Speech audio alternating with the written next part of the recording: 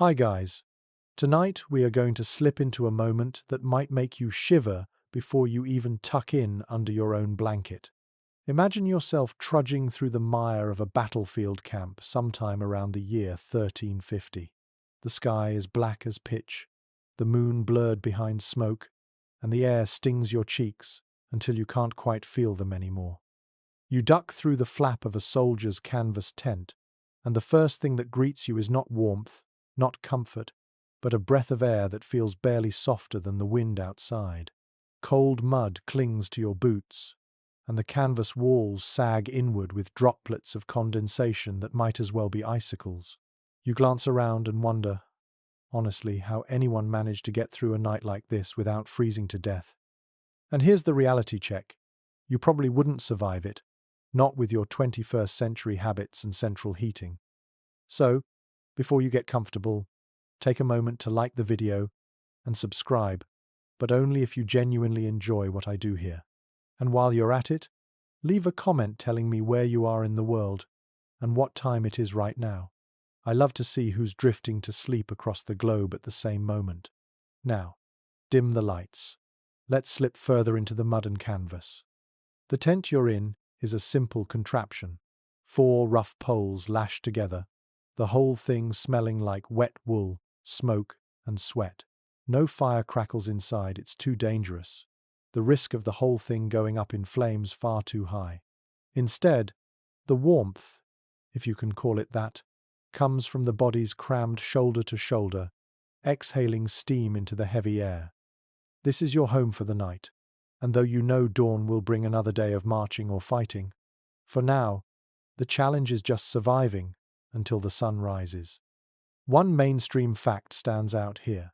Medieval armies rarely fought major campaigns in the depths of winter, precisely because this nightly ordeal was too difficult. Chroniclers noted that campaigns often wound down in late autumn, resuming only with spring thaws. Yet, as you shiver here, you know that sieges, the drawn-out strangulations of castles or towns, could not be so conveniently scheduled. Armies might linger for months in hostile territory, weather be damned. You picture frost creeping across the ground, soldiers coughing into their hands, praying their breath won't crystallize into one last gasp. Now, for a quirky tidbit, there are records of soldiers attempting to waterproof their tents with a mixture of animal fat and even, bizarrely, fermented fish oil. Imagine lying beneath a canvas that reeks of rotting herring, but repels a bit of rain better smelly than soaked, or so the logic went. You might laugh at the thought of the stench, but when survival is on the line, even bad smells become oddly tolerable. Still, scholars continue to debate whether these tents were issued uniformly or cobbled together by whatever soldiers could scavenge.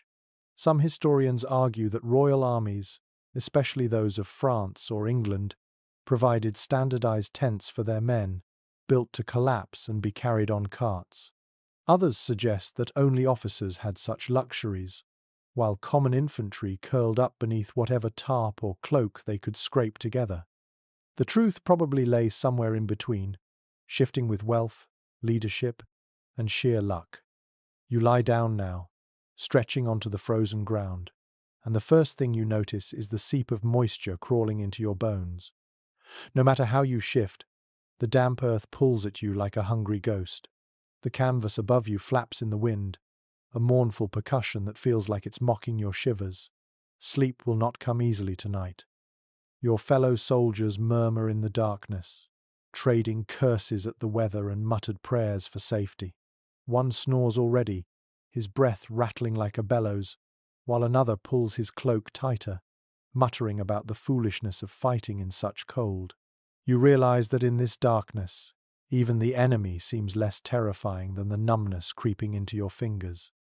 There is a curious detail you can almost taste in the air, the mingled odor of damp wool, old straw, and bodies that haven't bathed in weeks.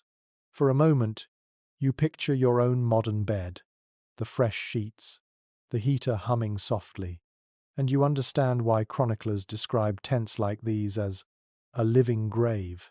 It isn't death by sword or arrow that frightens you most here. It's the quiet possibility of simply never waking because your body could no longer keep itself warm. A rat scurries past your hand, bold as you are still. Vermin thrived in these camps, feeding off scraps and crawling into bedding to steal crumbs or warmth. One soldier swats at it lazily, too tired to care, too weary to chase it off.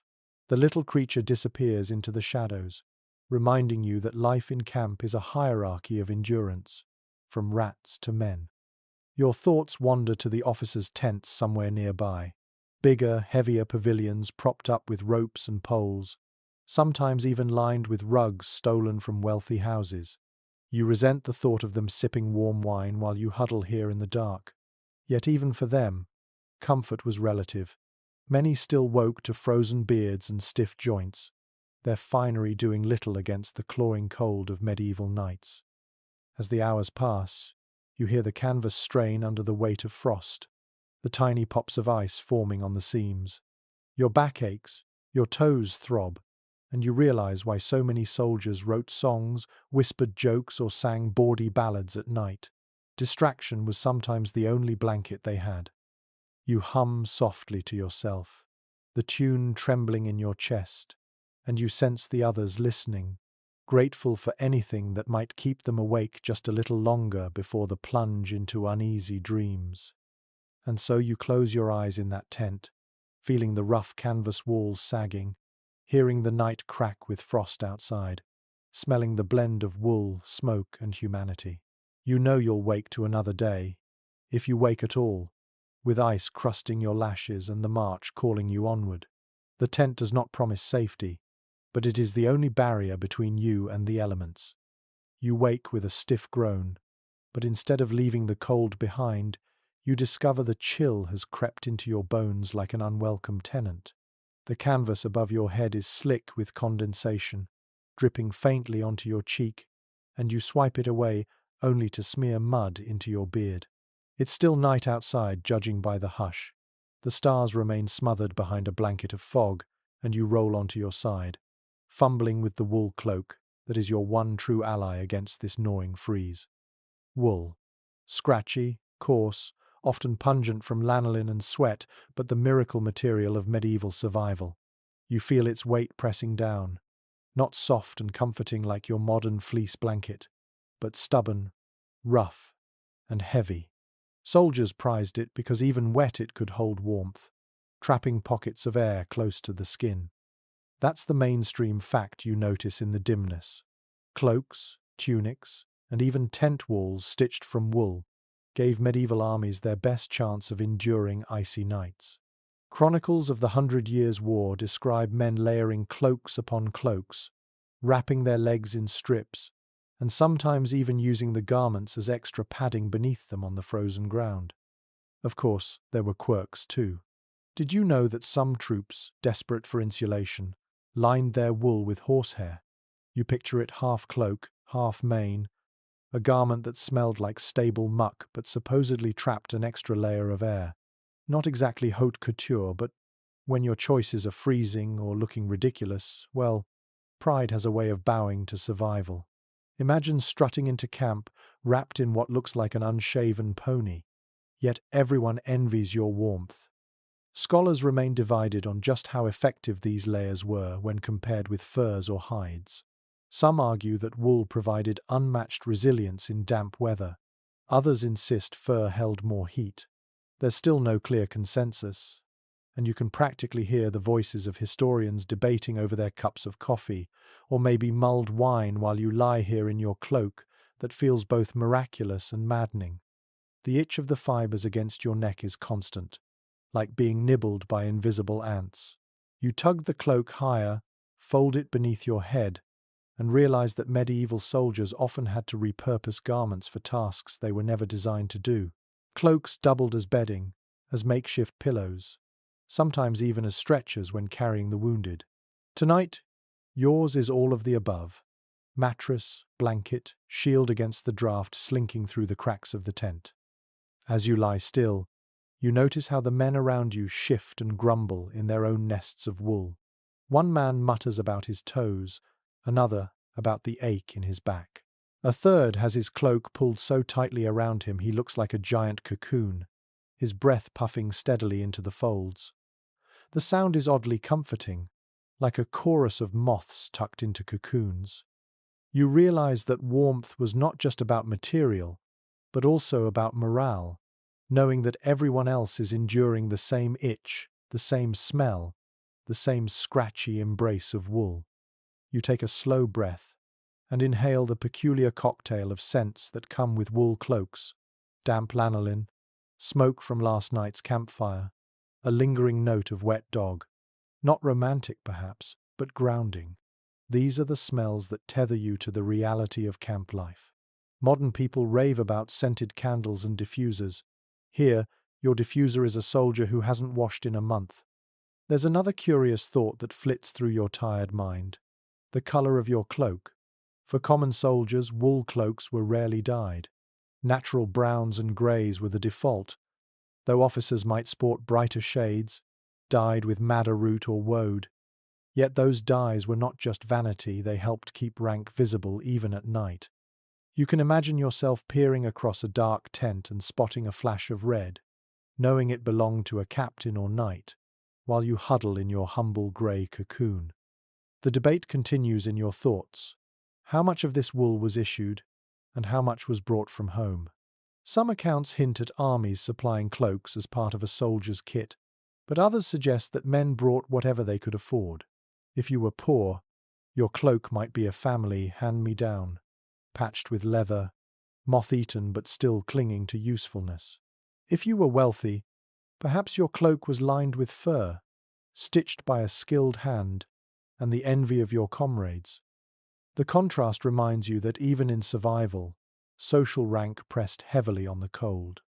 You pull the wool tighter and roll onto your side, trying to imagine the mental tricks soldiers played to endure. Perhaps some counted breaths, focusing on the rhythm of inhale and exhale. Others might whisper verses or prayers, steadying their minds against the relentless gnaw of the cold. And you, lying here centuries later in your imagination, find yourself muttering that you'd trade 1,000 cloaks for one radiator. Yet, you drift in and out of shallow dozes, waking each time your body twitches with cold. The wool cloak scratches your chin as you turn, the damp creeping steadily into the fabric, but still it does its job. You are not warm, but you are not frozen. You hover in that delicate balance between misery and survival, and somehow you understand why generations of soldiers swore by wool as their most faithful companion. When at last the faintest light creeps through the canvas seams, you tug the cloak over your head to shield your eyes. Morning frost will be waiting, and so will the march. But for now, for just one last stolen moment, you burrow into the itchy embrace of wool and pretend you might sleep a little longer.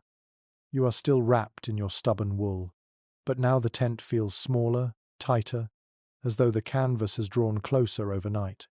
In truth, nothing has shrunk except the distance between you and the men packed around you. That is the other great secret of medieval survival: body heat. The human furnace, inefficient alone but strangely powerful when multiplied. You find yourself wedged between two other soldiers, shoulders touching, knees colliding, all of you tangled in cloaks and muttered complaints. This is not a matter of preference. It is necessity. You may joke about personal space in your modern life, but here in the camp, huddling is the difference between waking stiff and waking dead. Soldiers knew it instinctively: crowd together, share warmth, and endure. Chroniclers describe ranks of men sleeping like stacked logs, bodies pressed so closely that when one shifted, the entire row shifted with him.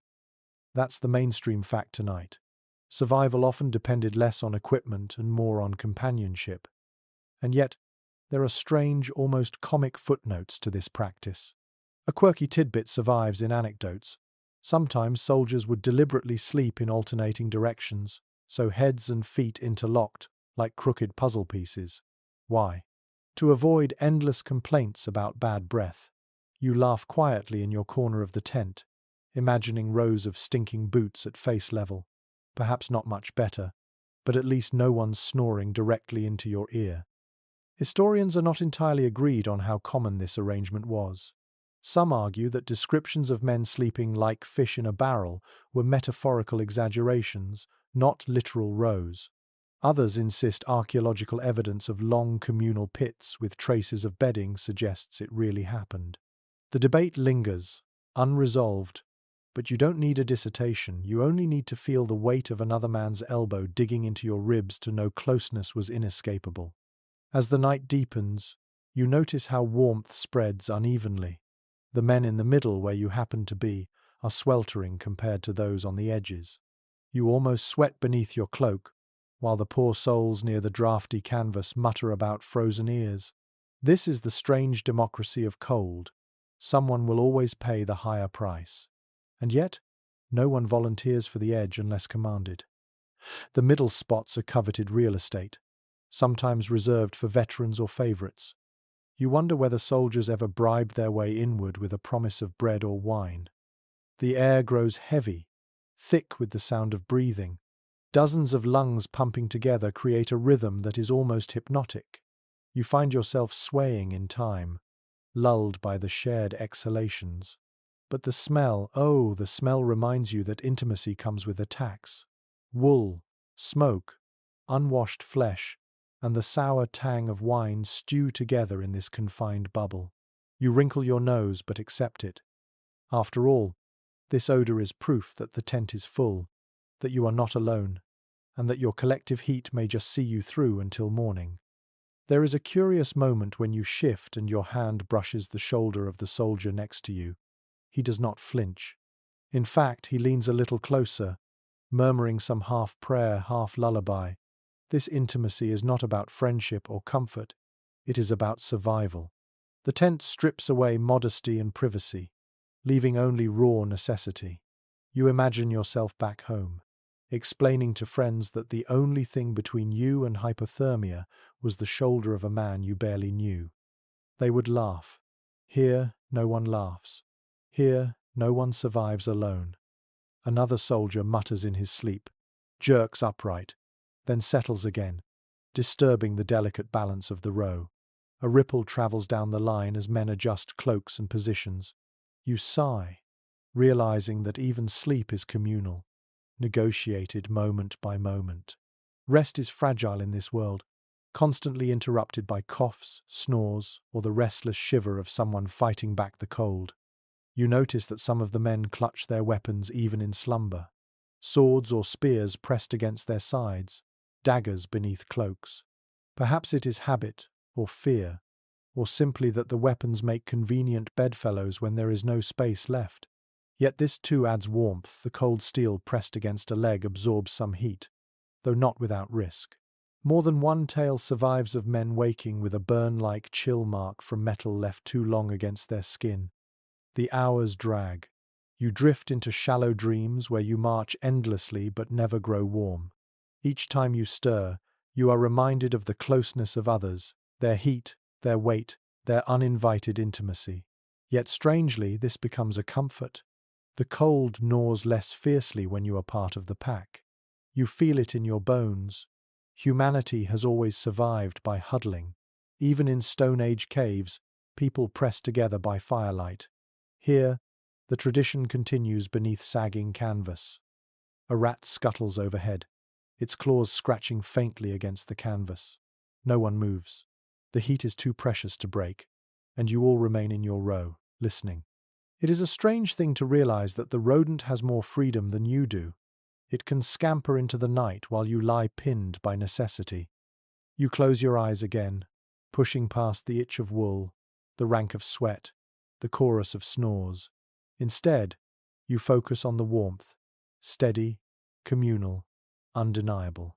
You are not comfortable, but you are alive, and for a soldier in a medieval tent, that was sometimes the greatest triumph of all. The ground beneath you feels harder with every passing hour, as if the earth itself is intent on swallowing what little heat remains in your body. It is then that you realize why soldiers prized straw as dearly as they did. The cold does not just come from the air. It seeps up from the ground, creeping through your boots, through your cloak, and into your bones.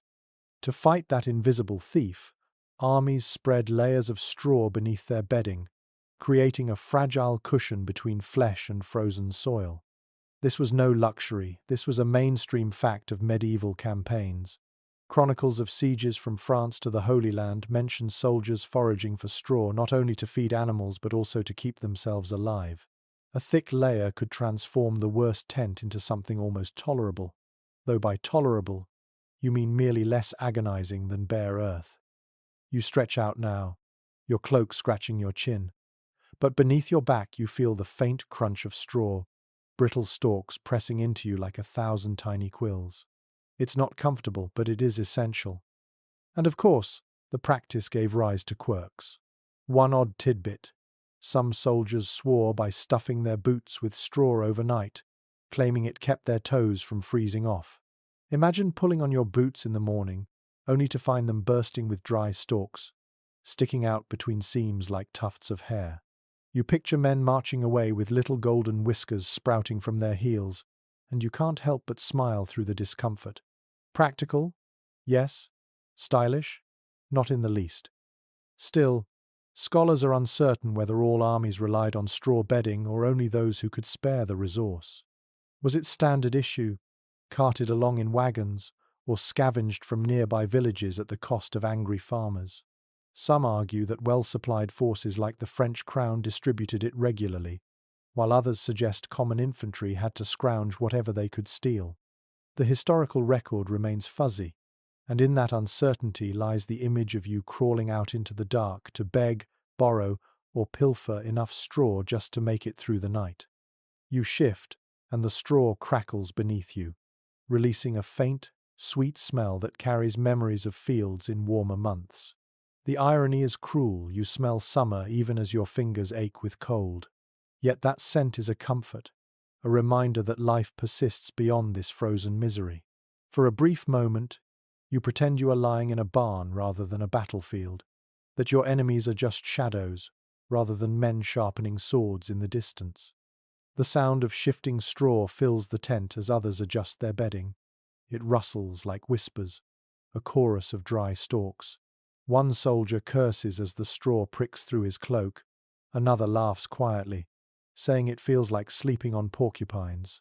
And still, despite the jokes, no one discards it, because without it, the earth itself will steal their warmth, and there is no bargaining with frozen soil.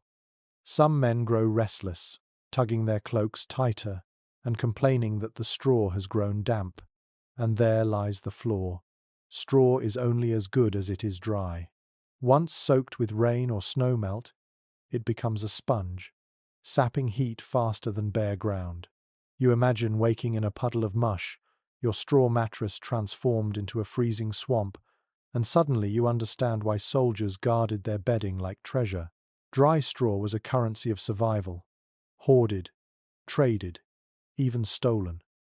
Your eyes wander to the seams of the tent, where frost has crept down like lace. The straw muffles the ground's bite, but the air still nips cruelly at your nose. You curl tighter, drawing your cloak around you, feeling the stalks crunch beneath your hips. They dig into you in uneven lumps, some sharp, some soft, but you decide you'd rather endure a few scratches than the icy embrace of earth. One soldier near you mutters that he once saw men in Spain weaving mats from straw, rolling them up like primitive sleeping bags. Another scoffs, saying mats would never survive a damp northern winter. And just like that, the campfire debates of scholars echo in your ears through the voices of weary soldiers. What works in one climate may fail in another. It's a timeless argument, ingenuity versus environment. And so, in this tent, you resign yourself to the prickling, itchy mattress beneath you. You let the straw scratch your skin and rattle in your ears, because those brittle stalks are all that stand between you and the grasp of frozen earth. You close your eyes, whispering thanks to a farmer you'll never meet, whose harvest leftovers became your salvation. And with that, you drift into another uneasy slumber, cushioned not by luxury but by the stubborn resilience of straw. You stir awake again, this time coughing at the acrid tang that sneaks under the tent flap. Smoke, sharp and biting, curling into your throat until your eyes water. For a moment you panic as the tent caught fire, but then you remember. The flames are just outside, set deliberately at the entrance. A small blaze, shielded by stones or a shallow pit, meant to throw heat inward while keeping the worst of the sparks out. This is a balancing act medieval armies knew too well. Fire brought warmth, but fire also brought risk. Chronicles of winter campaigns note more than one disaster where a careless ember transformed canvas camps into blazing infernos. That's your mainstream fact here. Tents and fire lived in uneasy partnership, each soldier weighing comfort against catastrophe. You picture the scene, flames licking at the air, soldiers crouched near the opening, their faces glowing red while their backs remain frozen in shadow. It is survival by compromise, a smoky gamble played every night. And yet, quirks abounded. There are accounts of men burying smouldering logs just beneath the surface of the soil inside tents, hoping the gentle warmth would rise through the earth. Imagine it. You lie down on what feels like a heated floor, smugly warm, only to wake to smoke, choking your lungs or worse, your cloak smouldering at the edges. Not exactly the sort of camp innovation that won awards. But desperation breeds odd solutions, and some of them worked at least long enough to inspire others to try. Still, historians debate whether these fires were common practice or rare exceptions. Some argue that the dangers were so obvious that soldiers mostly avoided bringing flame near canvas at all. Others counter that without fire, freezing nights would have culled armies too quickly, so the risk was simply unavoidable. The truth likely varied, depending on supplies, climate, and the level of discipline among the troops. One commander might ban fires outright, while another turned a blind eye as long as his men could still march come dawn. You crawl closer to the tent flap, peering at the blaze outside. Sparks jump upward into the dark sky, tiny stars against the void. The heat brushes your face, warm enough to make you sigh with relief, but not strong enough to reach your feet. You notice how the men nearest the opening dominate the warmth, their boots stretched toward the fire, their laughter louder than the hiss of wood. Those farther back shift restlessly, wrapped tight in cloaks, muttering about the unfairness of it all. Even here, fire creates hierarchy. Your throat scratches from the smoke, and you can almost taste the bitter resin of half-burned pine. It clings to your tongue, invades your nostrils, leaves you blinking. You realize that every soldier in this camp will wake tomorrow with eyes rimmed red, coughing as though ill. Yet still, no one abandons the fire. Discomfort is preferable to frostbite. One man near you tells a story of a camp in Burgundy where the commander's pavilion went up in flames, consuming precious maps and banners. Another interrupts with a joke about roasted sausages and commanders who finally cooked for their men. The laughter ripples through the group, a fragile defense against fear. Because deep down, every soldier knows he is sleeping in a tinderbox. The fire itself becomes a kind of ritual. Men gather around it before bedding down, warming hands, sharing news, singing crude verses. Then, when the flames shrink, they retreat into their tents, carrying the fading memory of warmth like a talisman. You picture it now.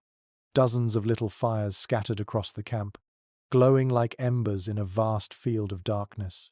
From above, the army would look like a constellation laid across the earth. As you pull back into the tent, the air grows colder again, the warmth replaced by the damp chill of breath and canvas. The smell of smoke lingers in your cloak, clinging like perfume, a scent both comforting and suffocating. You cough once more, then lie back down on your prickly straw, aware that every soldier here has made the same silent calculation: better to risk fire than to die quietly of cold. The crackle outside fades to a soft hiss, the fire shrinking as wood turns to ash. You close your eyes, imagining the last sparks glowing red, then grey, then gone. And in that fading warmth, you feel both grateful and uneasy, knowing the fire is both savior and executioner, friend and enemy. The fire at the entrance has dwindled to ash, leaving behind nothing but smoke that clings to your cloak. You cough softly, roll to one side, and notice a faint red glow deeper inside the tent. At first you think your eyes are playing tricks, but then you catch the dull shine of coals in a shallow metal pan, a brazier, small, portable, and glowing like a heart in the darkness. This is the soldier's other trick against the night.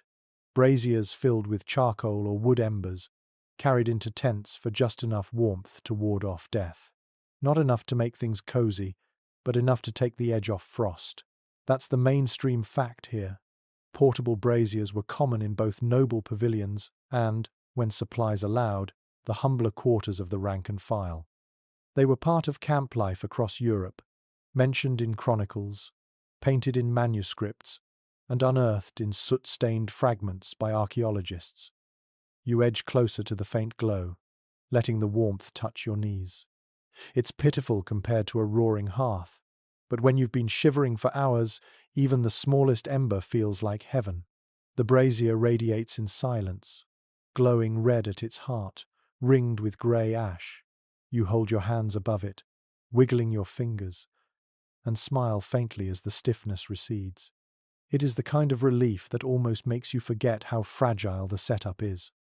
Because here's the quirky tidbit. Medieval soldiers sometimes cooked over these very same braziers, filling the tent with the scent of stew or sizzling fat. Imagine trying to sleep while your comrade fries a strip of bacon on a metal pan barely a foot away from your head. You roll your eyes in the dark, because you know what comes next. Half the tent awake, salivating, muttering curses about greedy stomachs. Yet for all the annoyance, food and fire blurred into one another, the brazier doubling as kitchen and heater, survival in a shallow iron bowl. Still, there's a heated scholarly debate over whether soldiers actually kept braziers inside the cramped tents of the common ranks. Some historians argue that fire inside was far too dangerous, citing the ever-present risk of suffocation from smoke or outright immolation. Others point to surviving accounts of glowing pans in the quarters of not only nobles but also ordinary men. The truth, as always, is likely messy. Some camps banned it, others tolerated it, and many soldiers simply took the risk when frost made the choice between danger and death too clear to ignore. You close your eyes for a moment, letting your other senses wander. The smell hits you first, a mixture of charred wood and faint iron tang, that metallic scent of heated steel. It mixes with wool, damp canvas, and the ever-present musk of unwashed bodies. Yet the brazier adds something more, a memory of home, perhaps, of kitchens and hearths and bread baked on coals.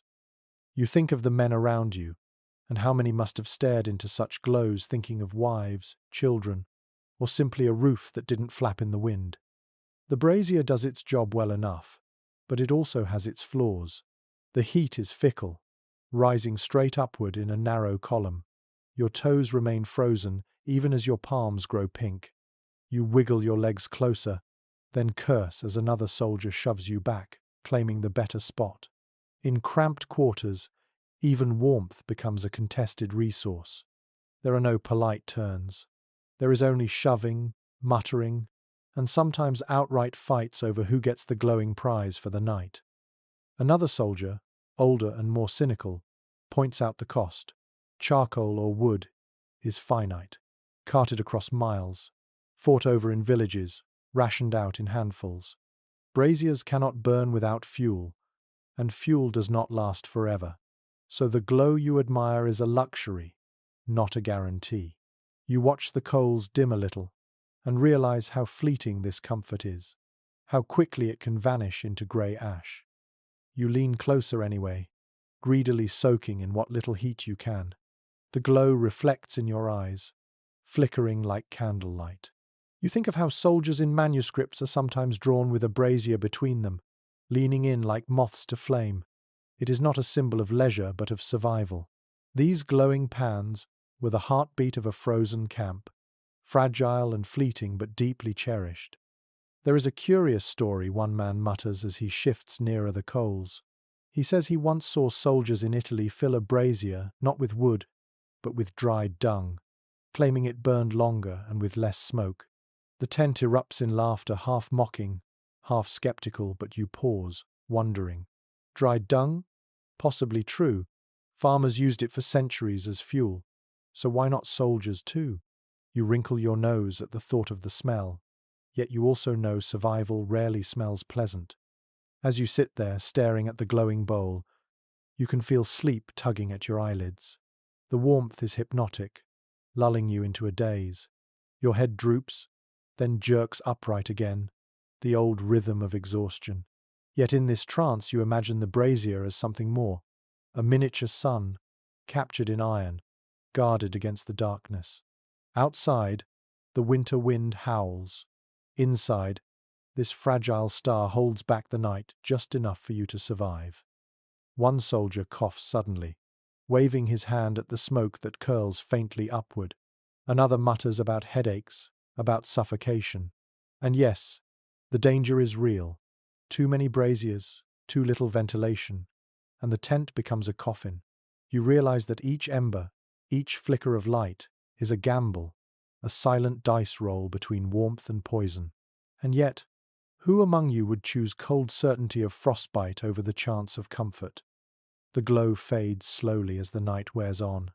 The heat wanes, the ashes pile higher, and the once vivid coals collapse into themselves. You stretch your hands one last time, knowing the warmth will not last. Then pull your cloak around you and retreat into the itchy embrace of wool and straw. The brazier has given you just enough strength to endure another hour, another dream, another dawn. As you drift towards sleep, you wonder whether the embers will last until morning, or whether they will vanish into cold dust before your next breath. You do not know.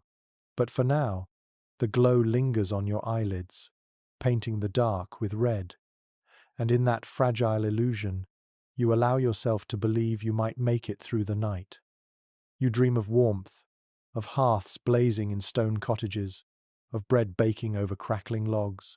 But when you wake, the fantasy shatters against the reality of the tent. The brazier has gone cold. Your cloak is damp with breath and frost.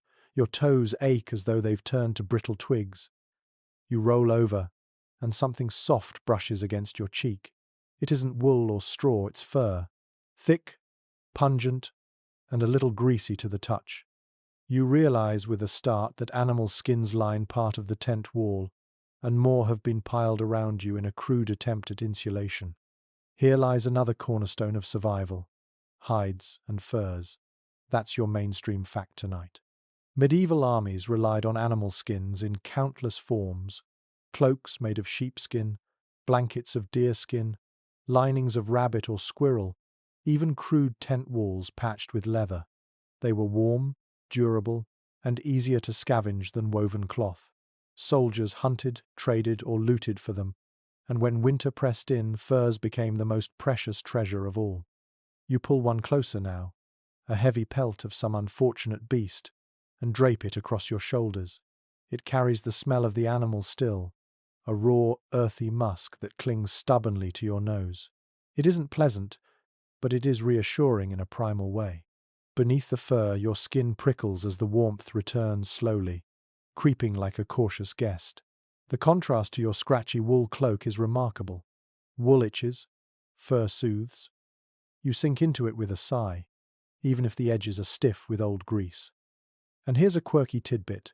Some soldiers wore cloaks made from wolf skins, complete with the head still attached. The dangling snout flopped comically when they moved, a grim parody of a living wolf. You imagine the sight rows of men wrapped in wolf hides, the heads bouncing as they marched, equal parts intimidating and absurd.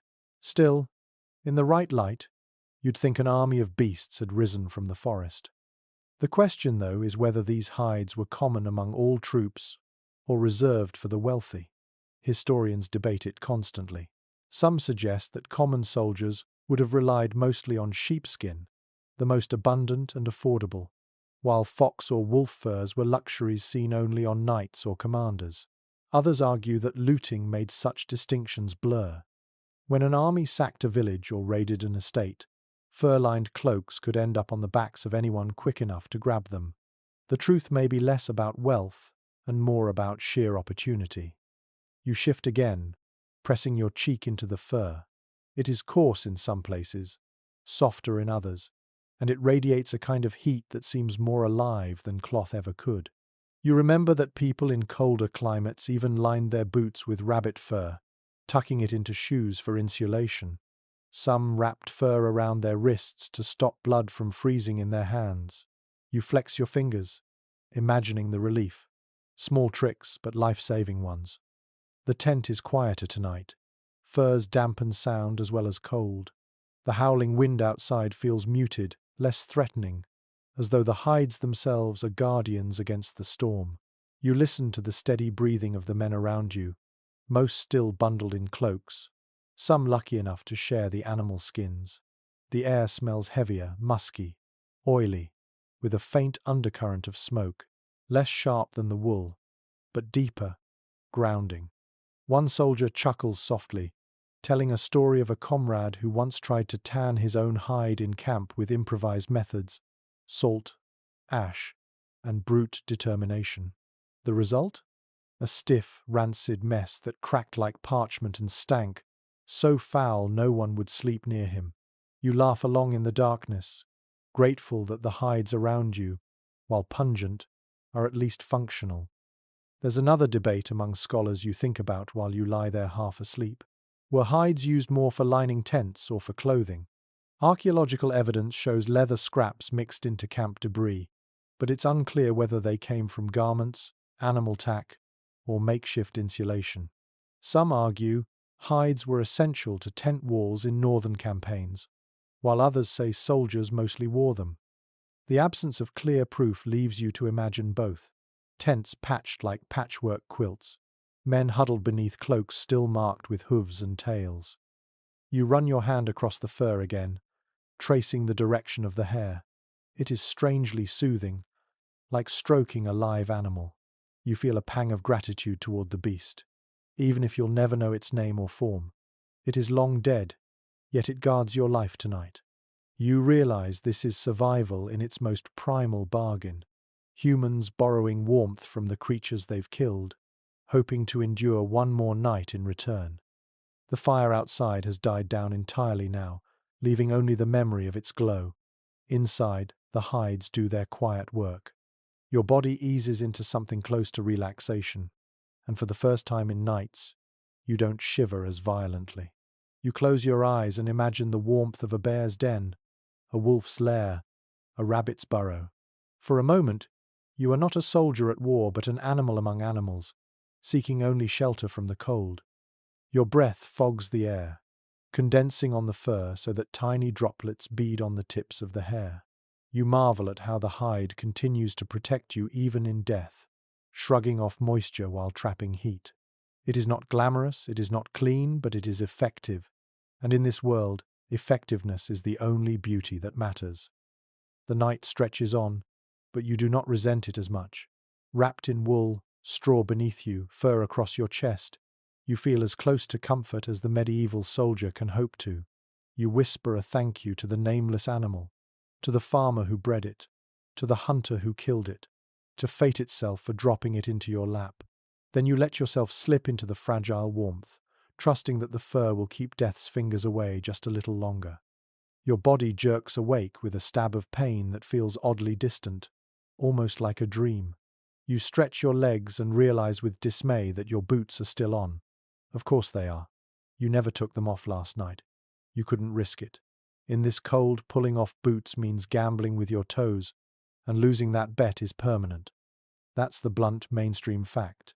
Medieval soldiers often slept with their boots on to protect themselves from frostbite. In an age before insulated footwear, when leather hardened stiff as boards in the night, removing boots was not only inconvenient, but dangerous. Soldiers sometimes tied strips of cloth, known as foot wraps, around their feet under the boots, but even those froze stiff when wet. So the boots stayed on muddy, stinking, uncomfortable, and became as much part of the bed as the cloak. You shift and wince. The pressure of leather against swollen feet is unbearable, yet taking them off is worse. One soldier beside you groans, muttering that his toes are numb. Another wiggles his boots in the straw, as if to remind himself his feet are still attached. In the dark, you picture the horror of frostbite-blackened flesh, toes crumbling away, and you know why no one dares to bare their feet. Then comes a quirky tidbit. Soldiers sometimes stuffed grass or moss inside their boots at night, not for comfort, but for insulation. You can almost feel it now, the crunch of dried moss under your toes, the faint, earthy smell wafting upward. Some swore it worked better than socks, trapping warm air. Others laughed, saying it just turned to sludge in the morning. Still, you'd probably try it too, desperate as you are to hold on to every toe. But historians argue endlessly about whether sleeping in boots was truly universal. Some accounts hint at men removing footwear to dry them near fires, risking frozen feet for the sake of soft leather in the morning. Others suggest that officers, with larger tents and better heating, could afford the luxury of bare feet at night. It's still unclear, and you can hear the debate echoing across centuries. Comfort versus survival, convenience versus safety. You wiggle your toes inside the stiff boots, and the sensation is faint, barely there. Panic flickers. You stamp them hard against the straw until the blood rushes back with stabbing needles of pain. You grit your teeth and curse under your breath. The man next to you does the same, stomping and groaning. The tent fills with the quiet symphony of men coaxing blood back into their frozen feet. It sounds absurd, like a chorus of angry drummers. But in truth, it is just the nightly ritual of survival. The smell of boots, however, is impossible to ignore. Leather soaked in sweat and mud, never cleaned, festering with the sour tang of rot. You wrinkle your nose, but the others seem unfazed. After weeks in camp, the odor becomes background noise, just another layer in the stew of wool, smoke, and bodies. You think of your own shoes back home, fresh, clean, changed daily, and realize that here, footwear is a second skin. You notice too how boots stiffen in the cold. Some men wake to find their laces frozen solid, the leather so rigid it barely bends. They curse and bang their boots against rocks or each other's backs to soften them. Others sleep with feet tucked close to another body, using human warmth to keep leather pliable. You wonder how many boots cracked outright, splitting seams in the night, leaving soldiers to march barefoot through snow. The thought makes you shudder harder than the wind outside. Your hand drifts to the straps along your boots, feeling the rough stitching, the hardened seams. You picture the long march ahead, mud sucking at the soles, snow filling the gaps, frost gnawing at every step. No wonder soldiers clung to them. Even in sleep, boots weren't just shoes, they were lifelines. Lose them, and you might as well dig your own grave. Another soldier mutters a story about a campaign in Flanders where men boiled their leather boots in water, softening them enough to eat. The tent erupts in half-hearted laughter, though you can't tell if it's really a joke. Hunger and cold make monsters of men, and suddenly you can't help but stare at your boots, wondering just how edible they'd be if things grew desperate enough. The debate returns in your mind: were boots more valuable than cloaks, more precious than swords? Some chroniclers hinted as much, describing entire units crippled when footwear failed. You realize that, while swords win battles, boots win survival. Without them, you don't march, you don't fight, you don't live. That's why you keep them on, even in your sleep, even if your feet swell and ache. You draw your cloak tighter, curl on your side, and pull your knees up toward your chest. The boots creak against the straw, stiff but unyielding. You try to ignore the pinch at your ankles, the throb in your toes, the stink in your nostrils. Instead, you focus on the knowledge that your feet are still there, still yours, still warm enough to march tomorrow. It is a small victory, but in a frozen camp, small victories are the only kind you get. As you close your eyes again, you hear the low hum of men shifting, groaning, stamping. You imagine the sound rolling across the camp, 1,000 boots thudding faintly against straw, as though the army itself is beating a drum against the cold. A rhythm of survival, played not by musicians, but by men desperate to keep their blood moving. And in that muffled percussion, you find a strange comfort. You are not alone. Every soldier here endures the same pain, the same numb toes, the same foul smell. Together, you stamp and groan and curse and endure, and somehow, in the dark, that togetherness is enough. You curl tighter, boots pressed to your chest, but sleep is shallow and uneasy. A sudden rattle of steel jerks you awake. For a moment you think the enemy has breached the camp, but no, it is only the man beside you shifting in his armor.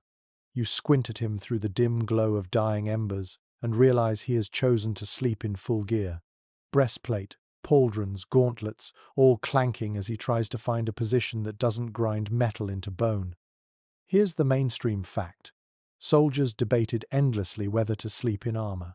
Chronicles from the 100 Years' War, and even earlier, show both practices. Some men wore at least part of their armor at night, convinced that being surprised by an attack meant death if they weren't ready. Others stripped it off, fearing that the circulation cut off by heavy steel would leave them half paralyzed by morning. It was a nightly gamble, security versus survival. You listen to him grunt, the plates groaning with every movement. He's not comfortable, that much is clear, yet he insists. He mutters about a raid last winter, when men were caught unarmored and slaughtered in their sleep. The fear lingers in his voice, and you understand. Better to wake stiff and bruised than not wake at all. Then comes the quirky tidbit. Some soldiers compromised by sleeping only in their chainmail shirts, called hauberks. They claimed the interlocked rings gave warmth as well as protection. Imagine it clinking into your bedroll, sounding like a bag of coins being shaken. One man in the corner chuckles about how he once woke entangled in his mail, unable to roll over without help. The tent erupts in quiet laughter, the sound muffled by wool and fur, because even in misery, comedy sneaks in. But historians still wrangle over the practicality. Did rank-and-file infantry really bother? Some argue that only knights and officers, those who had more to lose, slept in armor. Others suggest that everyone, even the humblest archer, sometimes kept steel close, if not worn outright. The archaeological record is silent on what was worn in bed, so the debate continues in warm lecture halls while you lie here, listening to steel scrape straw. The man in armor shifts again, muttering curses. You can almost feel the weight pressing down on him. Armor was no light costume, it could weigh 30, 40, even 50 pounds, depending on the period. To wear that all day in battle was punishing enough. To sleep in it was almost masochistic. And yet, he clings to the habit, fear whispering louder than comfort. You touch your own side, where your dagger rests beneath your cloak. That's your compromise. Not armor, not chainmail, but cold steel within reach. Many soldiers did the same, trusting quick reflexes more than heavy plate. Still, the thought gnaws at you. What if raiders come tonight? What if the first blow falls before you can even stand? In that moment, the man's decision to clank and suffer seems almost wise. The smell of oiled steel mingles with the musk of wool and hides. It is sharp, metallic, familiar. You close your eyes and picture rows of men, some armored, some not, all huddled in their fragile tents. The difference between them is not just strategy, but class. Officers with resources could afford to sleep armored, knowing their tents were large enough to accommodate the bulk. Poor soldiers had neither the gear nor the space. Inequality does not sleep, even in the cold. One soldier mutters that he once saw a man crushed by his own breastplate in the night, suffocated because he could not roll properly. Another scoffs, saying the tale is an exaggeration, but you can't help but shiver. To be smothered by your own protection, that is irony too sharp to laugh at. The hours crawl. The man beside you groans again, armor squealing as he turns. You imagine the bruises he will wake with, the red welts etched into his skin where the steel pressed too hard. Yet he seems content in his choice, murmuring prayers to saints who guard watchmen. Fear is a heavy blanket, but sometimes it warms better than wool. You think of your own life, where sleep means softness, where danger does not lurk beyond canvas walls. Here, every choice is tainted by risk. Armor or no armor, boots or bare feet, straw or frozen ground. Nothing is simple. Nothing is safe. The wind rattles the tent poles, and you jolt at the sound. Your hand tightens around your dagger instinctively. For a moment you consider pulling your cloak aside and strapping on the breastplate lying near your feet. But you don't. Exhaustion weighs heavier than fear tonight. You let the dagger rest within reach, trusting that if death comes, you'll meet it with steel in hand, not steel on chest. The man beside you shifts once more, his armor clanging in protest. You sigh and close your eyes, resigning yourself to the noise. Perhaps he will wake safer, perhaps not. But you realize something in the stillness. Soldiers in these camps lived their lives on the edge of decision, torn between comfort and fear, every choice a wager against death. Even in sleep, war demanded a price. You stir again, dragging your stiff body upright for a moment to catch your breath, and the air inside the tent hits you like a wet slap. Thick with the smell of damp wool, smoke, and sweat, it clings to your throat. You push open the flap for just a second and feel another sensation wash over you. Warm breath, moist and animal, steaming into the night. You glance outside, and there, tethered close to the tent, stands a row of horses. Their sides glisten faintly with frost, their nostrils puffing clouds into the dark. And here you remember another mainstream fact. Medieval soldiers often relied on their animals for warmth. Horses, mules, even oxen tethered near the tents radiated heat that seeped through the canvas, raising the temperature inside by a few precious degrees. Not much, but in a world where 1 degree could mean the difference between life and death, it mattered. Entire cavalry units staked their tents near the picket lines, not just for security but for warmth. You step closer and press your gloved hand against the flank of a horse. The animal shifts, flicking an ear, but does not shy away. The heat radiates instantly into your palm, surprising in its intensity. You imagine lying against that body, your back warmed by a furnace wrapped in hair and muscle. And, in truth, some soldiers did just that, curling into straw alongside their horses, using animals as giant living blankets. Strange? Perhaps. Effective? Absolutely. And here's the quirky tidbit. Chronicles from winter campaigns tell of soldiers deliberately leading sheep or goats into their tents, not for food, but for warmth. The animals bleated and kicked, soiling the straw, yet still they were welcomed as living heaters. You chuckle quietly, picturing a knight trying to keep his dignity while a goat climbs over his bedding. Comfort knows no pride in the cold. Still, there is debate among historians about just how widespread this practice was. Some argue that only cavalry troops truly benefited, since horses required constant attention and were naturally kept close. Others insist that camp followers and infantrymen also pulled smaller animals into their shelters, especially when snow piled too high. The written sources are sparse, and so the arguments continue.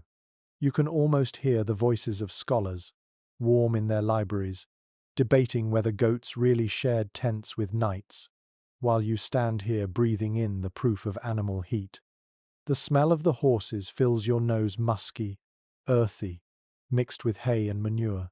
To a modern nose it may seem foul, but here, in the frozen night, it is strangely reassuring. It smells of life, of warmth, of endurance. You lean closer, your forehead brushing the coarse mane, and for a moment the cold recedes. You close your eyes, almost grateful enough to whisper thanks. Back inside the tent, the men murmur about their tethered beasts. One man brags that he'll sleep against his mare if the night grows colder. Another laughs and says his mule kicks too hard to risk it. A third tells a story of men in Poland who supposedly spooned with their cows in the snow. The tent shakes with muffled laughter, the kind born from exhaustion and desperation. You realize that ridicule and camaraderie both help keep fear away. The straw beneath you still pricks, the cloak still itches, but the thought of those animals outside eases your dread. They are more than mounts or beasts of burden. They are lifelines. You remember that knights often swore oaths to their horses, treating them almost like comrades in arms. In moments like this, it makes sense. Horses carried soldiers by day and kept them alive by night.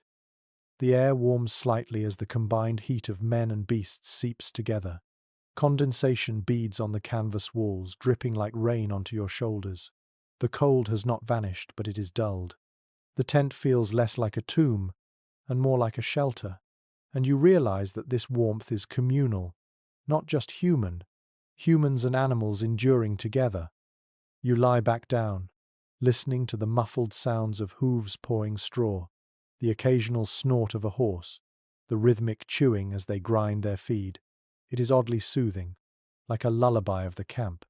Your fellow soldiers seem comforted too, some humming along to the rhythm, others whispering stories about their mounts, how a horse once saved them, how a mule once carried them through a river, how an ox once dragged a wagon farther than any man could. The debate flickers in your mind again.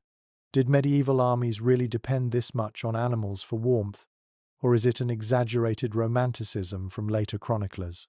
Some scholars suggest the evidence is thin, pointing out that tents, braziers, and cloaks already provided enough explanation for survival. Others counter that the sheer practicality of using animals makes the practice almost certain. You lie there, feeling the heat seeping faintly through the canvas, and you know in your bones that it must have been true. You close your eyes, imagining yourself as part of the herd.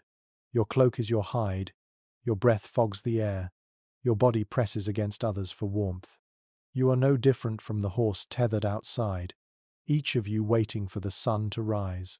The thought is humbling, even calming. The cold does not vanish, but it becomes bearable. You burrow deeper into your cloak, straw beneath you, fur across your chest, boots pinching your toes, dagger resting at your side. Around you, men snore, mutter, shift. Outside, horses stomp and breathe clouds into the sky. Together, man and beast share the night, clinging to life with nothing more than breath, hide, and stubbornness. And in that moment, you realize survival is not noble, nor elegant, nor even particularly comfortable. It is messy, smelly, cramped, and absurd. But it works. You are still here. You are still breathing. And in a medieval tent, on a freezing night, that is triumph enough. You wake again to the sound of a man gulping noisily beside you, the liquid sloshing in a wooden cup before he sighs with satisfaction. In the dim light, you catch the sour, sweet scent of wine. He offers it toward you with a grin that shows more missing teeth than whole ones, and you hesitate, but then you take a swallow. The warmth spreads almost instantly, false and fleeting, but for a moment you feel the illusion of fire in your veins. Here is your mainstream fact. Alcohol was a common companion in medieval camps, especially wine in southern regions and ale or mead in the north. It wasn't just for morale. Soldiers believed that drinking before bed helped ward off the chill, dulling discomfort and lulling them into sleep. Commanders even issued rations, not purely for pleasure but because a tipsy soldier was still alive, while a stone-cold sober one might freeze. The wine burns as it goes down, the tang sharp, the aftertaste sour from the cheap wooden cask it was drawn from. It isn't fine vintage, more like the rough swill issued by quartermasters, watered down and often spoiled. Yet, after days of shivering, you hardly care. It makes your belly warm, your eyelids heavy, and your aches just a little more distant. Then comes the quirky tidbit. Some soldiers believed spiced wine or mulled ale had magical properties, chasing out the frost with cloves, cinnamon, or pepper, if they were lucky enough to have such luxuries.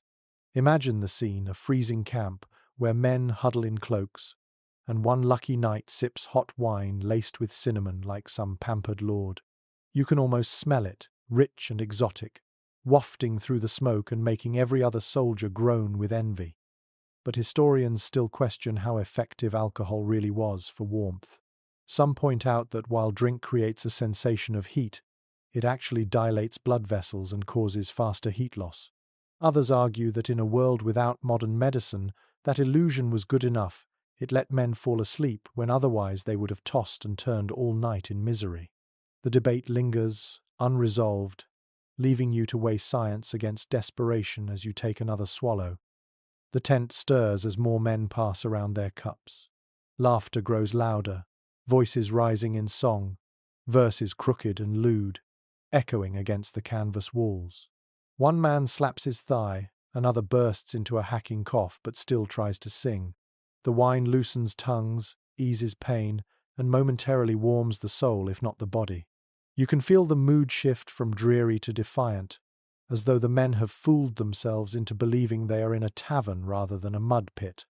The smell of fermented grapes mixes with the musk of wool and smoke. It is sour, earthy, and comforting in its own rough way. You lean back against the straw, cup in hand, and let the fuzz creep into your mind. The cold still nips at your feet, but you hardly notice. The wine is louder than the frost. One soldier tells a story about a captain who swore by burnt wine, heated to steaming, and mixed with honey, insisting it kept his men from freezing during a siege. Another interrupts with a bawdy joke about warming the blood in other ways, and the tent erupts into laughter again. You shake your head but smile despite yourself. Humor and wine are brothers. Both keep men alive when reality bites too hard. You glance around the tent, seeing faces glow red in the brazier's fading light, eyes half-lidded, mouths stained with drink. Some slump onto their straw already, snoring loudly. Others clutch their cups like talismans, sipping slowly, savoring the last drop before surrendering to sleep. It strikes you that this ritual is as much about comfort as it is about warmth. To drink together is to remind one another that you are still human, still alive, still capable of joy in small doses. The night grows quieter as the cups empty. Snores rise, heavy and uneven. A few men mutter in their dreams, some with laughter still bubbling in their throats. You feel yourself drifting too, lulled by the lingering heat in your stomach. For a moment, you almost forget the frozen world beyond the canvas walls. Yet even here, doubt creeps in. You know that the warmth is false, that the wine cannot stop frostbite, that in some ways it even hastens it. You wonder how many soldiers never woke after a night of drinking, lulled into oblivion while the cold crept silently through their veins. Historians suggest it happened more often than recorded. The quiet deaths of men mistaken for simple sleep. The thought sobers you, makes you glance at your own hand gripping the cup. But you drink anyway, because what else is there? Without fire, without furs, without hope, you drink. You close your eyes, let the warmth trick you, and surrender yourself to sleep. You dream of hearths, of taverns, of laughter without fear, and for a few short hours, you are not a soldier in a frozen camp. You are simply a man with a cup, safe in the illusion of heat. And when morning comes, when the frost bites again, you will rise with the others, stamping your boots, cursing your numb fingers, and carrying on. Because in this world, survival is built on illusions, and sometimes illusions are enough. The wine's warmth fades, and the tent sinks into a heavier silence. Men shift in their cloaks, some muttering, some already snoring in a drunken stupor. You close your eyes, hoping sleep will take you, but instead your ears pick up the soft hum of a voice at the far end of the tent. It is low, rhythmic, more chant than song. Soon another joins, then a third, until the murmurs blend into something you recognize. Not a tavern tune, not a bawdy ballad, but a prayer. That's your mainstream fact for the night. Before sleep, many medieval soldiers prayed. In a world where cold, hunger, and ambush loomed over every dusk, faith was as practical as wool or straw. Chronicles often mention evening prayers in camp, whether whispered alone or led by a chaplain. Soldiers asked for warmth, safety, forgiveness, and most of all the strength to wake up alive the next morning. You listen to the muttered Latin phrases, half understood by most of the men repeating them. Pater Noster, Ave Maria. The syllables roll like waves, carrying with them a calm that the smoky air alone cannot provide. Even men too drunk to stand join in, their words slurred but earnest. You feel the sound wrap around you like a second cloak. It is not heat, but it is comfort. And then comes the quirky tidbit. Some soldiers carried tiny relics or charms, believing these held power against the cold as much as against enemy swords. A sliver of saint's bone, a fragment of cloth said to be holy, even a pebble from a church floor. These little talismans were tucked into boots or sewn into cloaks. You picture a hardened mercenary clutching a bone fragment in one hand while muttering prayers with cracked lips, convinced it will keep the frost from stealing his breath. Yet historians still argue about how much of this faith was sincere and how much was ritual. Did soldiers truly believe divine intervention kept them warm, or was it simply a habit that soothed the mind? Some scholars insist the prayers were pragmatic psychology, a way to ease terror and quiet the mind before sleep. Others believe devotion ran deeper, that men trusted saints and angels as much as straw and fire. The truth, as usual, is murky. But as you lie there, you feel how the rhythm of prayer steadies your heartbeat, how it makes the tent feel less like a coffin and more like a chapel. One soldier beside you whispers a private plea, not in Latin but in the rough tongue of his village. He begs for his wife and children to be kept safe, for his own body to endure another night. You hear the catch in his voice and realize faith is not just ritual, it is also longing. Another soldier clutches a wooden cross, thumb tracing its edges until the grooves shine smooth. In the glow of the dying brazier, the wood looks worn enough to have traveled through dozens of campaigns, perhaps handed down through generations. The atmosphere in the tent shifts. The rowdiness of wine fades, replaced by something quieter, steadier. Even those who do not murmur prayers lie silently, listening. The howling wind outside sounds distant, less threatening. For a few minutes you almost believe the canvas itself is blessed, made stronger by the words whispered within. You let your own mind drift, thinking of how faith and fear walk hand in hand. You don't know if the prayer truly keeps the cold at bay, but you do know that your body relaxes, that your teeth stop chattering, that you feel less alone. Perhaps that is miracle enough. There is a story whispered from one side of the tent, of a siege where soldiers swore an apparition of a saint walked among them at night, cloaking them in warmth so they did not freeze. The man who tells it insists his grandfather saw it himself. Others chuckle skeptically, but no one openly denies it. When you are this cold, hope, even absurd hope, is a welcome blanket. The smell of incense even comes to your mind, though there is none here. You imagine how some wealthier camps, especially on crusade, might have had chaplains burning herbs or resin during prayers, filling tents with sweet smoke instead of the sour musk you breathe now.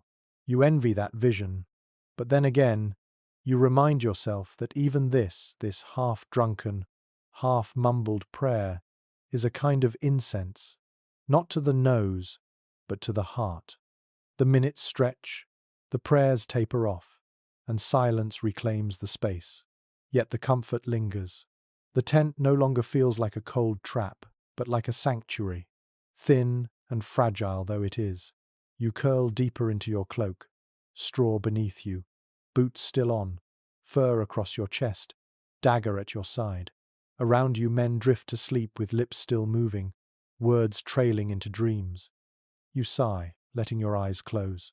Faith, relic, prayer, whether superstition or salvation, it eases you enough to surrender to rest. The frost may bite, the wind may howl, but for this one night you believe you are guarded. The night drags on, and though the prayers have quieted, the camp is never truly silent. A cough here, a groan there, the steady shuffling of men trying to twist themselves into bearable positions. You roll over and suddenly notice something that stings your pride as much as your skin. The sound of laughter drifting from a neighboring pavilion. The tone is lighter, freer. Not the coarse chuckles of men huddled like sardines, but the relaxed mirth of officers, their tent glowing faintly from within.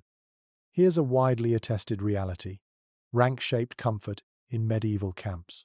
Commanders and knights slept under larger pavilions, often round or rectangular structures supported by stout poles, while ordinary soldiers squeezed into low canvas shelters barely big enough to crouch in. In the Bayeux tapestry itself, you can see Norman tents depicted tall and colourful, an artistic reminder that the wealthy brought their comforts even to war. You glance toward that glowing tent, bitterly aware of the difference.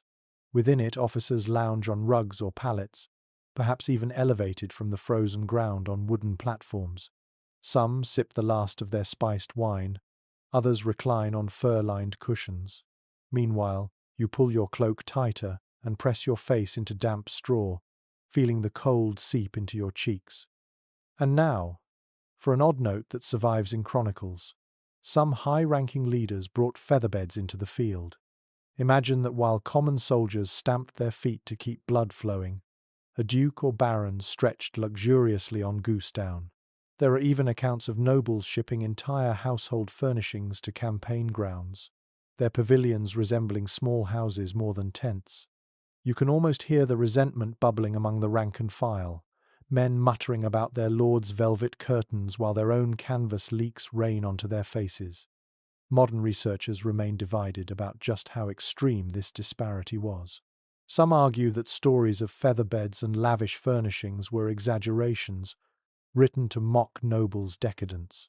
Others suggest that for the wealthiest, such indulgences were perfectly real, because war was as much about display as survival. Evidence of ornate tent poles and decorated fabrics found in archaeology does lend some weight to the latter view. Still, the truth likely varied. Some lords indulged, others endured. The glow of the officers' pavilion nags at you. The faint silhouettes of men shifting across thick rugs are a cruel reminder of inequality. You wonder if they ever feel guilt, or if comfort numbs them too well. In your tent, someone spits into the straw and mutters a curse. Another soldier whispers a bitter joke. When the frost kills us, the captains will use our cloaks as napkins. The laughter that follows is sharp, tinged with spite. The smell wafting from that richer tent is different too. Instead of smoke and sour wool, you catch hints of burning resin incense, perhaps, or aromatic wood. A luxury meant not just to mask the stench but to soothe nerves. You imagine lying there, eyes closed, while sweet smoke curls around you, convincing you that the battlefield is miles away. Compared to the rank air in your shelter, it seems another world. Yet, in a strange way, resentment fuels survival. The grumbling in your tent binds you closer to your fellows. Your misery is shared, and so is your anger. The gap between classes is obvious, but it also gives you something to mock, to rail against, to cling to as proof that you are tougher than those pampered figures across the field. If they need velvet curtains, you think, then they are weaker than you. One soldier recounts a tale of a noble's pavilion collapsing in a storm, burying his feather bed in mud. The tent erupts in laughter, loud enough that you fear it will carry, but no one cares. For a few moments, laughter is warmer than any cloak. The wind rattles both tents, the grand one and yours, and you take a certain grim satisfaction in knowing that canvas is canvas, whether stitched with silk or hemp. In the end, the storm treats all fabric equally. Perhaps that is the only true equality here. The sky doesn't care if you are knight or peasant. The frost gnaws at all. Still, when the laughter dies down and the officer's pavilion glows steadily on, envy seeps back into your bones. You curl tighter into your straw, muttering under your breath. The cold will not break you tonight, even if comfort belongs to others. Survival is its own victory, and you will cling to that when the frost whispers otherwise. You drift in and out of shallow sleep until a new sound stirs you, the tearing rip of fabric and the shuffle of feet in the dark. At first you think raiders have slipped into the camp, but then you hear the unmistakable thump of wood against earth, the grunt of men hauling something heavy. You lift the tent flap slightly and see shadows moving from the distant village. Piles of canvas, rope, and armfuls of straw are being dragged toward the army's rows of shelters. And it strikes you with a jolt of clarity those tents you've been huddling under aren't always the neat, orderly supplies issued from some royal storehouse. Much of the time, they are simply taken. That's a fact. Grounded in countless campaigns, soldiers routinely dismantled barns, stripped cottages, and plundered weaving shops to outfit their camps.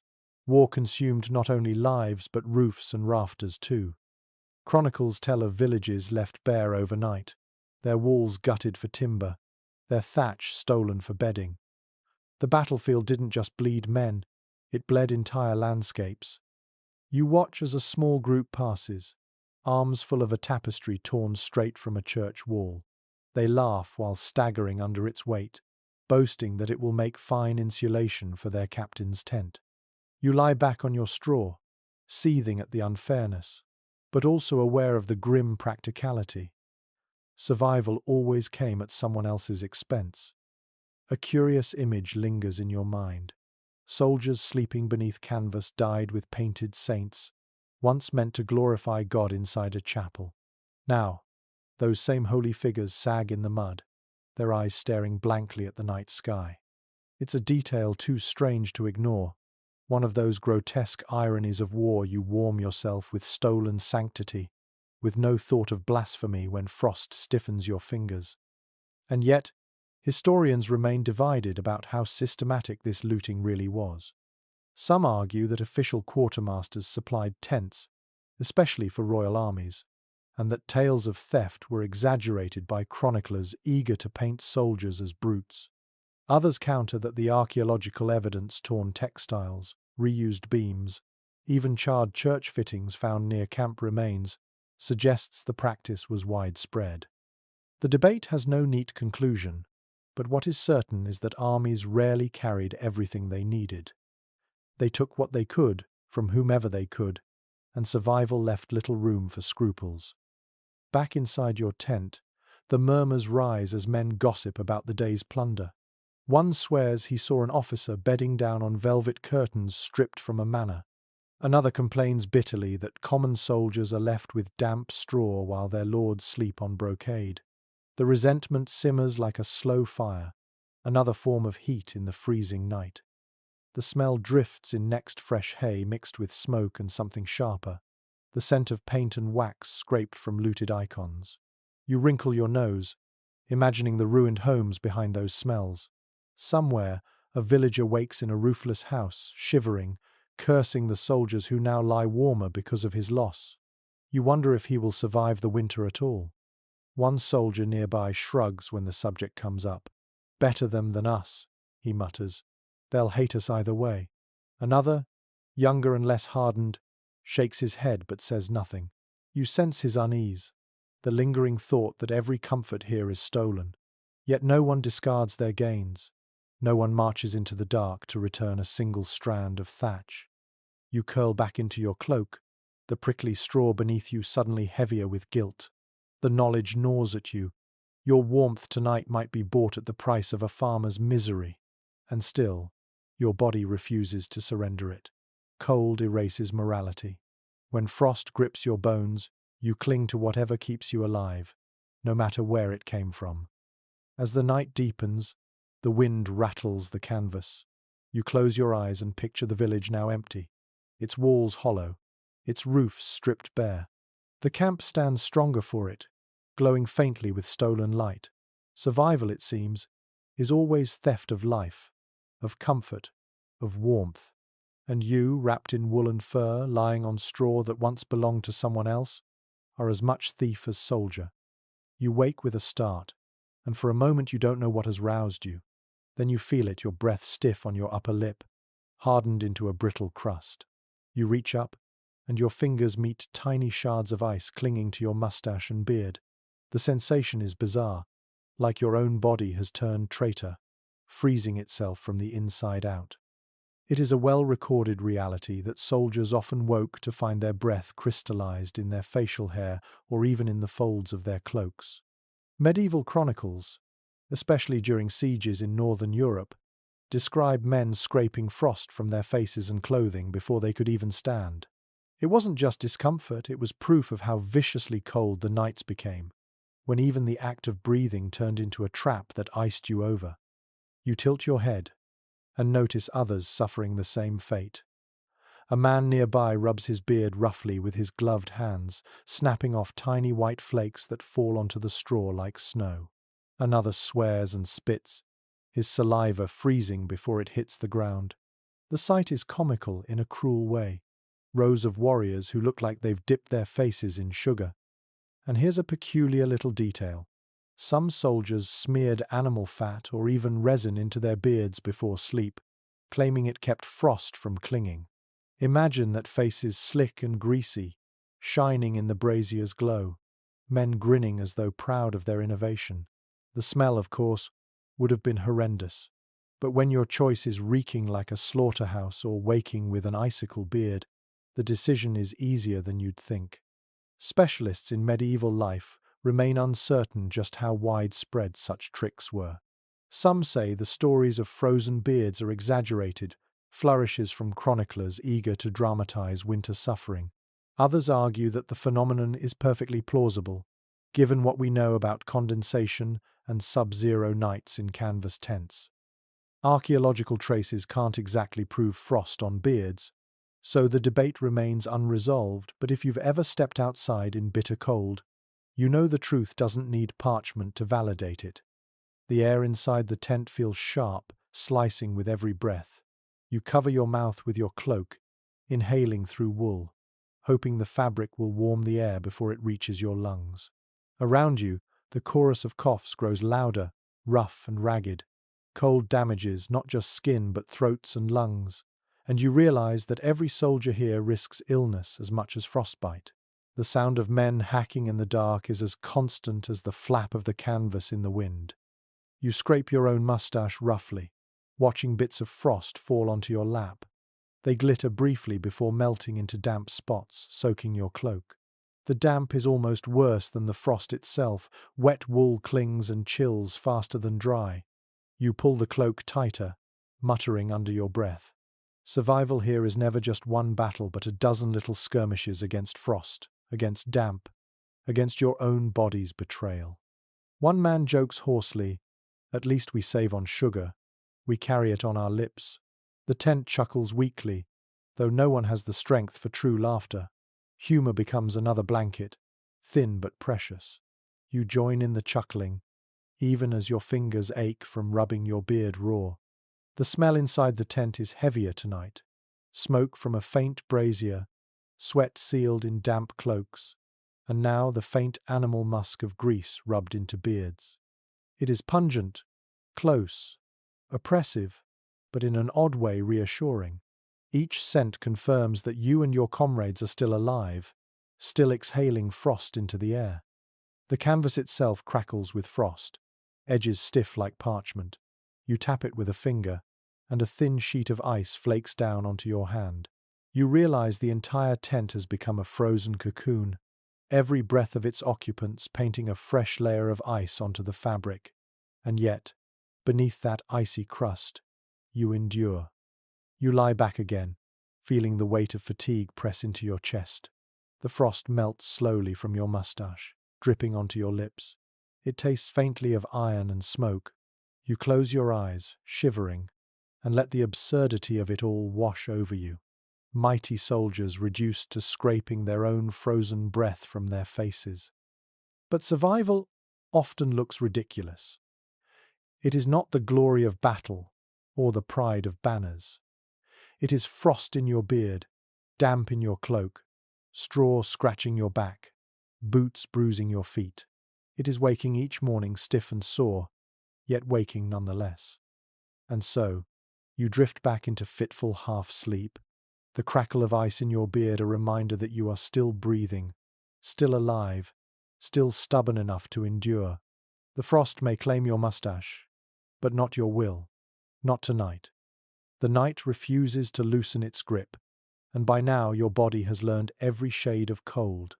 The sting that bites your fingertips, the dull ache deep in your bones, the shivers that ripple uncontrollably through your frame. You roll over and hear a faint clink. Someone nearby is shifting a bundle of stones wrapped in cloth. One slips free, and when it touches your hand, you recoil in surprise. It is warm, not blazing, not fiery, but radiating a steady, fading heat.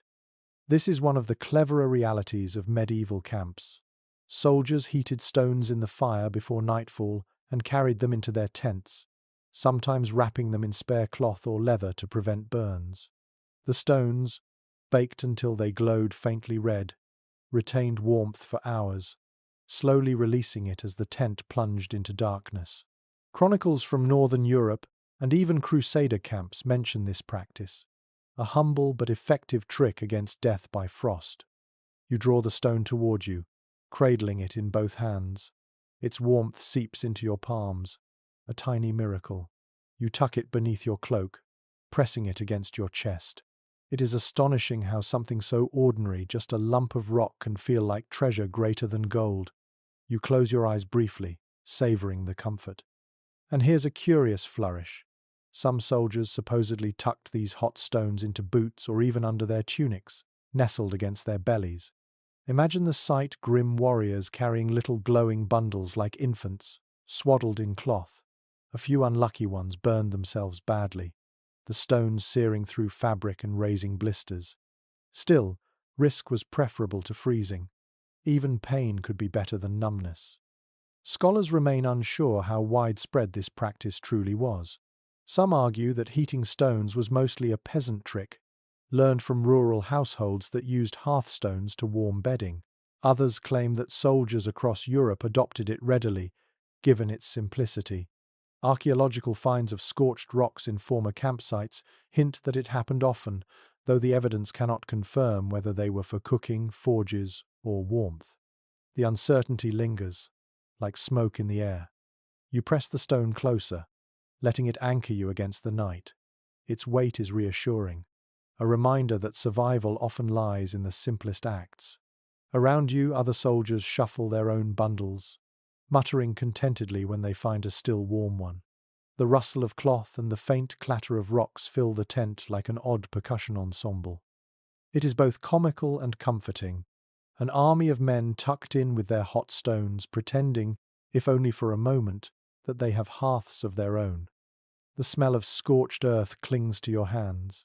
It mixes with smoke, wool, and damp straw, adding another layer to the camp's unique perfume. You inhale deeply, and though it isn't pleasant, it is grounding. This smell is proof of ingenuity, proof that men will wrest warmth from anything, even the earth itself. One soldier near you whispers about how his grandmother back home used to place hot stones at the foot of her bed on icy nights. Another adds that in his village, women heated bricks and wrapped them in towels for children. The stories ripple through the tent, weaving memory and survival together. You realize how war borrows from home, stealing every scrap of domestic knowledge and repurposing it for the battlefield. The warmth fades slowly, inevitably. You can feel the stone cooling, the heat bleeding away into the night. You clutch it tighter, as though you can will it to last longer. It reminds you of life itself, bright and fierce for a while, then slowly dimming, yet cherished to the very end. You think of how many soldiers clung to these stones, whispering prayers or curses as they cooled in their arms. The debate flickers in your mind: were such measures enough, or merely symbolic gestures against overwhelming cold? Some historians dismiss them as minor comforts, while others argue they might have been life-saving in the harshest winters. You don't need a lecture to know that right now, this fading warmth feels like the difference between sleep and endless shivering. Your eyelids droop, your breath fogs the air, and you curl around the stone like it is the last ember of a dying fire. Around you, men do the same, their silhouettes hunched, arms folded over their hidden treasures. The tent creaks in the wind, frost rattles against the canvas, but inside, dozens of stones glow invisibly in the dark, their warmth stitching a fragile barrier between the living and the frozen. And as you drift into half-sleep, you realize something simple yet profound. Survival in these camps wasn't about grand strategies or knightly valor. It was about tricks like this: warming a stone, wrapping it in cloth, and holding it close until morning. The great battles filled the chronicles, but the small victories like this faint warmth against your chest were what truly kept armies alive. You surrender to the warmth while it lasts, knowing it will be gone by dawn, yet grateful for every moment it endures. The stone cools, your body stiffens again, but you cling to the memory of its heat. It is proof that even in the darkest night, the earth itself can lend you strength. The stone has cooled, its heat no more than a ghost against your ribs. and you awake to the sound of wind gnawing at the canvas.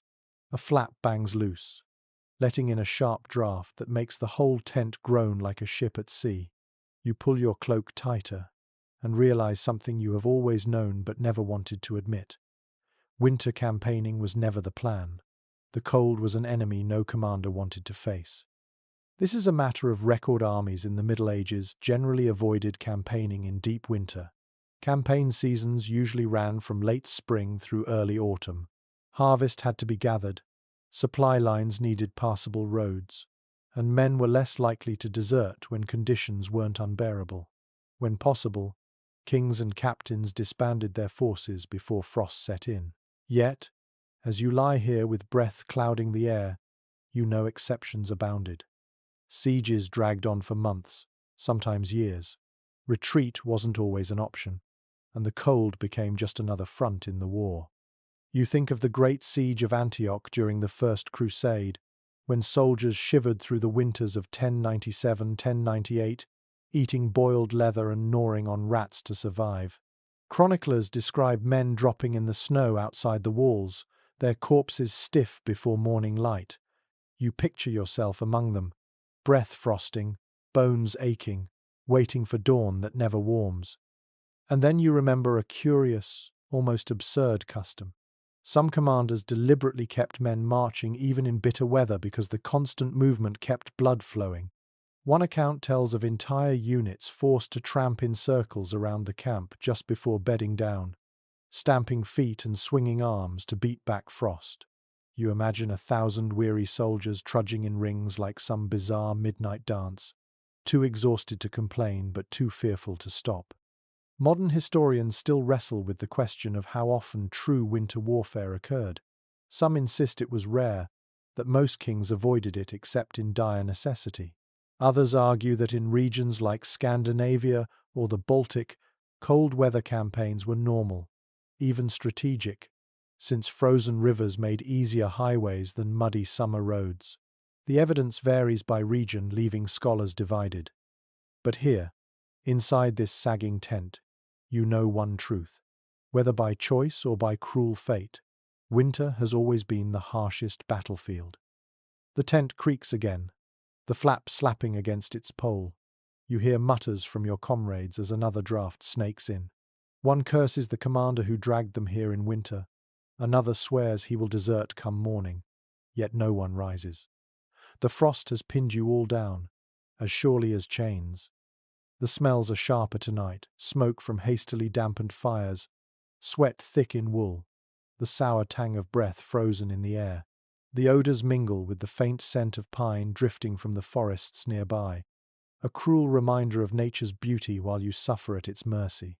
You close your eyes, imagining those trees as shelter, thick and safe, but you know in reality they are bare, skeletal, as exposed as you are. You roll onto your back, staring at the canvas roof, its surface glittering faintly with frost. You can trace the shape of ice crystals spreading along the seams, delicate and cruel. Each gust of wind makes the whole structure shudder, and you wonder how many tents collapse outright under the weight of snow. You imagine men waking buried, clawing their way out of suffocating drifts, or worse, never waking at all. One of the older soldiers near you begins muttering about past campaigns, when entire armies lost more men to frost than to swords. He says he once saw bodies lined up in rows, their faces peaceful, as if they had simply fallen asleep. No wounds, no battle cries, just the quiet victory of cold. The tent falls silent as he speaks, no one daring to break the spell. You feel the truth of his words in your bones. Yet there is another side. A younger soldier counters with a story of a siege in summer, where disease and rot claimed more lives than winter ever could. He insists that cold may be cruel, but heat and filth are crueler still. The men grumble, half agreeing, half scoffing. The debate is timeless. Which season is deadlier? Which enemy more merciless, winter's frost or summer's plague? No answer comes, only silence, and the restless shuffle of men searching for sleep. You breathe deeply, the air sharp as needles, and let the argument wash over you. In truth, Both sides are right. War has no gentle season. The year turns, and suffering takes a new form. Tonight, though, it is winter's turn to claim its due. The hours crawl. You press your boots against another man's shins for warmth, ignoring his grumble. You tug your cloak over your face to block the draft, inhaling the sour, smoky fabric until your head spins. You try not to think of the noble officers who will wake tomorrow in pavilions lined with rugs, or the villagers who shiver in roofless homes stripped for your straw. Instead, you focus on the rhythm of survival. Stamp your feet, rub your hands, breathe slowly, and pray morning comes quickly. Eventually, your eyelids sag.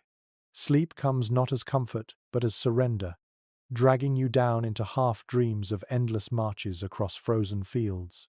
In your dreams, you walk on ice that cracks beneath every step, your boots stiff, your breath trailing behind you in long white ribbons.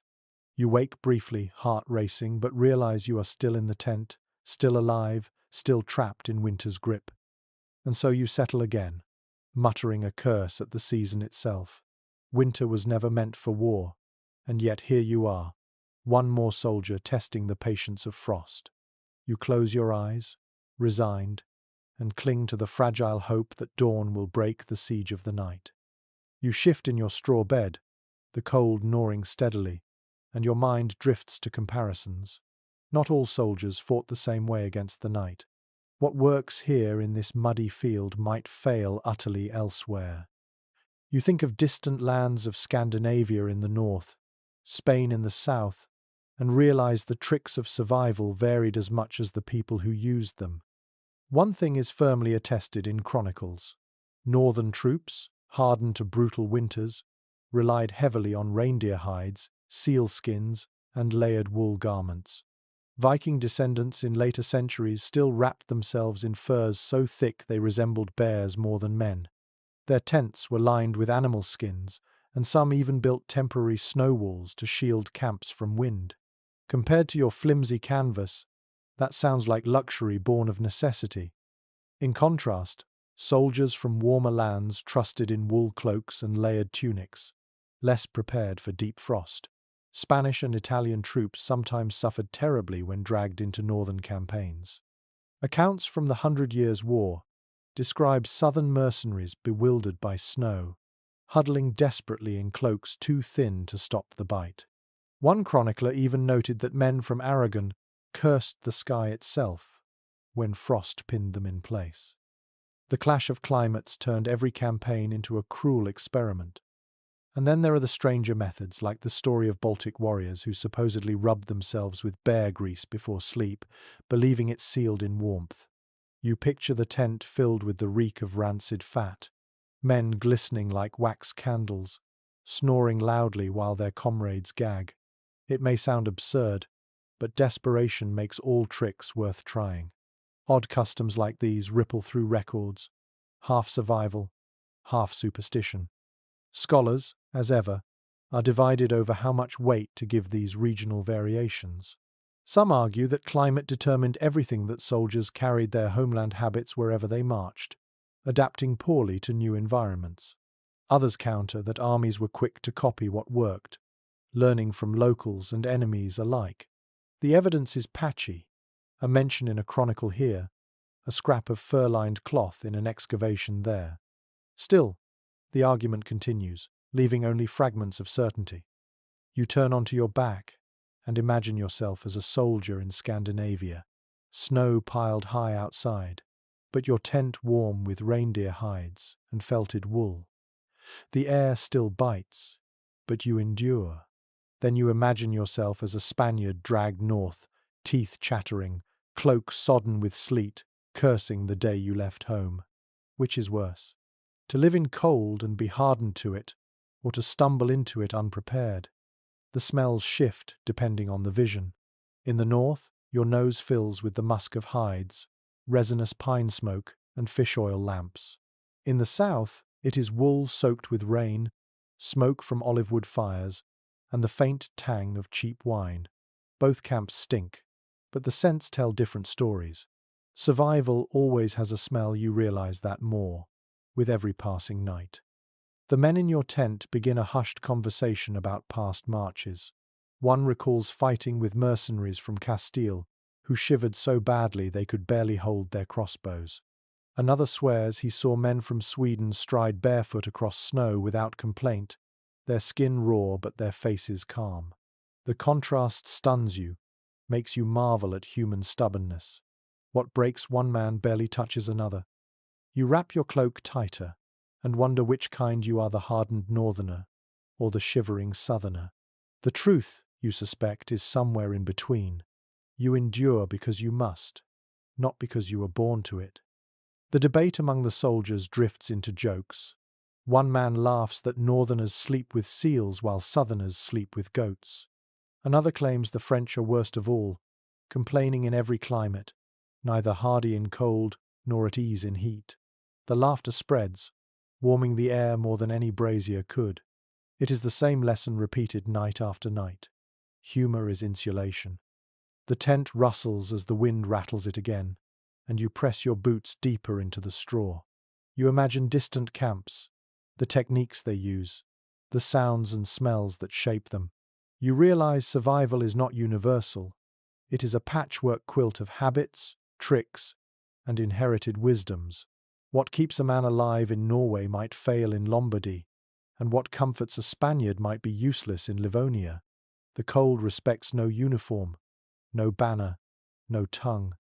And yet, across all regions, one truth unites them. Men endure. They adapt, they borrow, they improvise. They huddle in cloaks, smear themselves in grease, curl against beasts, and pray to saints. Each land gives its soldiers different tools, but the struggle is the same, the fight to wake when dawn comes. You close your eyes again, letting the wind batter the canvas, and for a fleeting moment you feel connected to all of them, the fur-wrapped northerners, the wool-swaddled southerners, the grease-smeared Balts. Across centuries and miles, you all share the same shiver, the same groan, the same stubborn breath fogging the frozen air. The night staggers on, though you've lost all sense of time. The sky outside could be midnight or dawn. Both feel equally distant. You shift in the straw and hear the steady creak of leather harnesses. For a moment you think horses are being saddled, but then it dawns on you, no, that sound is closer.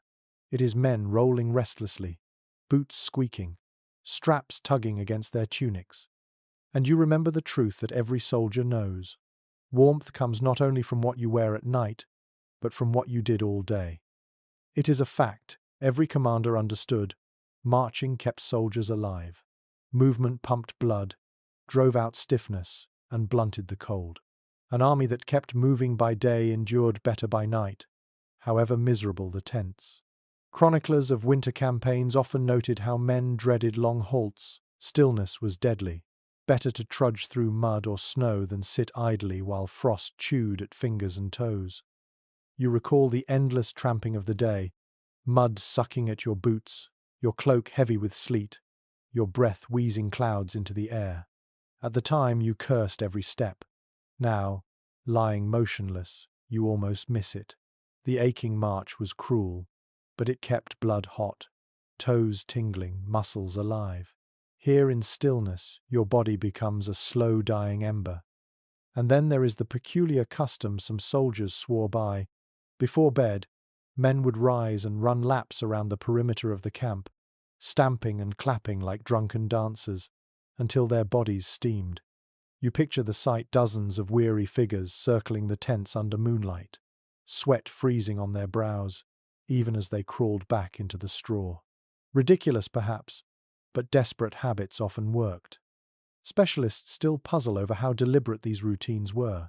Some argue commanders ordered them, enforcing movement as discipline. Others suggest soldiers invented the practice themselves, small circles of men choosing to fight cold in the only way they knew. The evidence is fragmentary references in letters, anecdotes in chronicles, but the image lingers. An army warming itself not with fire, but with its own frantic motion. You stretch your legs under the cloak and feel the dull ache of yesterday's march. Every joint throbs, every tendon complains, yet part of you is grateful. The soreness means you are still alive, still moving. Around you, men murmur about tomorrow's route, how many miles, what rivers to cross, what villages to strip for food and straw. No one wants to march, but everyone knows they must. To lie still too long is to die. The smells of the camp reinforce the memory.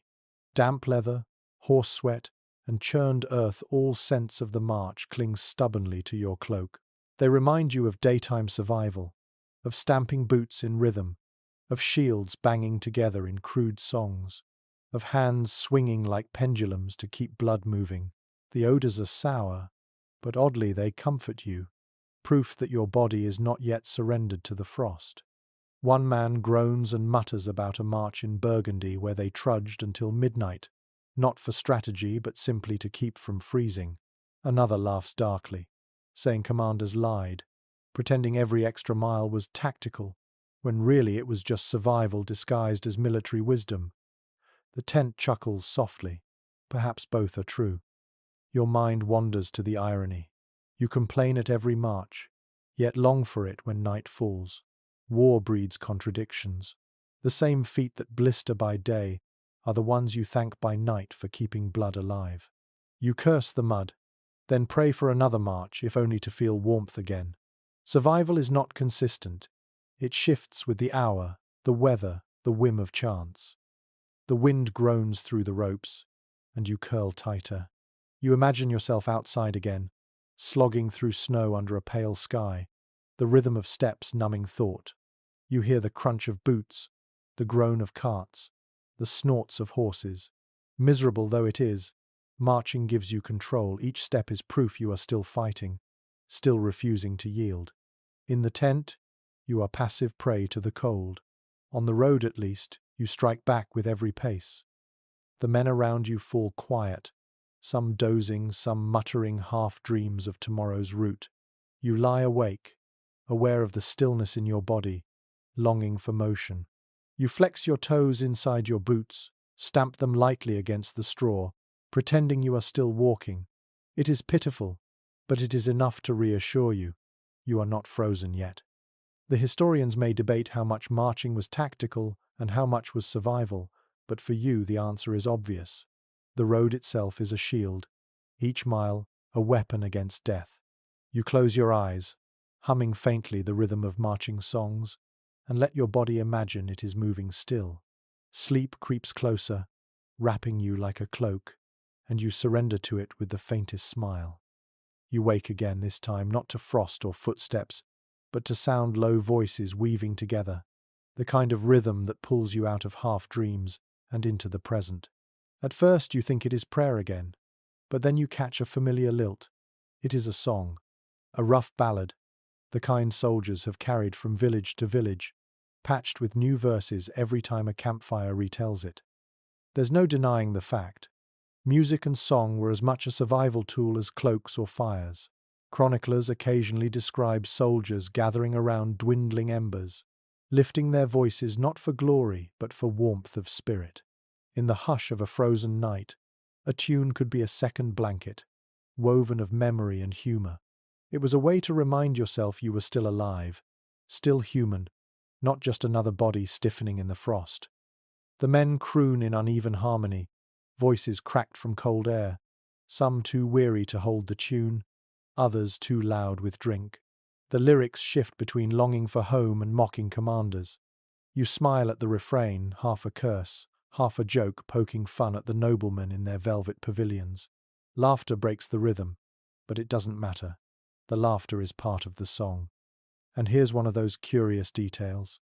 Some soldiers kept rattles, simple instruments carved from gourds or fashioned from bones, to keep time with their singing. You picture a man shaking one now, straw rustling as he taps his foot, the sound filling the tent with something resembling joy. Crude, yes, but when your choices are silence or laughter, you choose laughter. Scholars continue to wonder just how much of this music was ritual and how much was improvisation. Was it organized, led by a designated singer, a half-bard, half-soldier who knew the verses? Or was it spontaneous, drunken mumbling turning into chorus by accident? Some argue the tradition of marching songs must have carried naturally into camp. Others insist the cold nights were too harsh for wasted breath. No clear answer exists. What remains are fragments, verses, scribbled in margins of manuscripts, echoes of melodies long lost. But here, in this moment, you don't need parchment evidence. You can hear it, feel it, almost see it, the song binding men closer than the canvas walls. The cold recedes, not gone but quieter, drowned out by voices.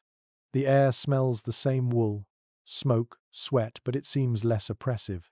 The rhythm of the song moves your heart faster, warms you like a fire never could.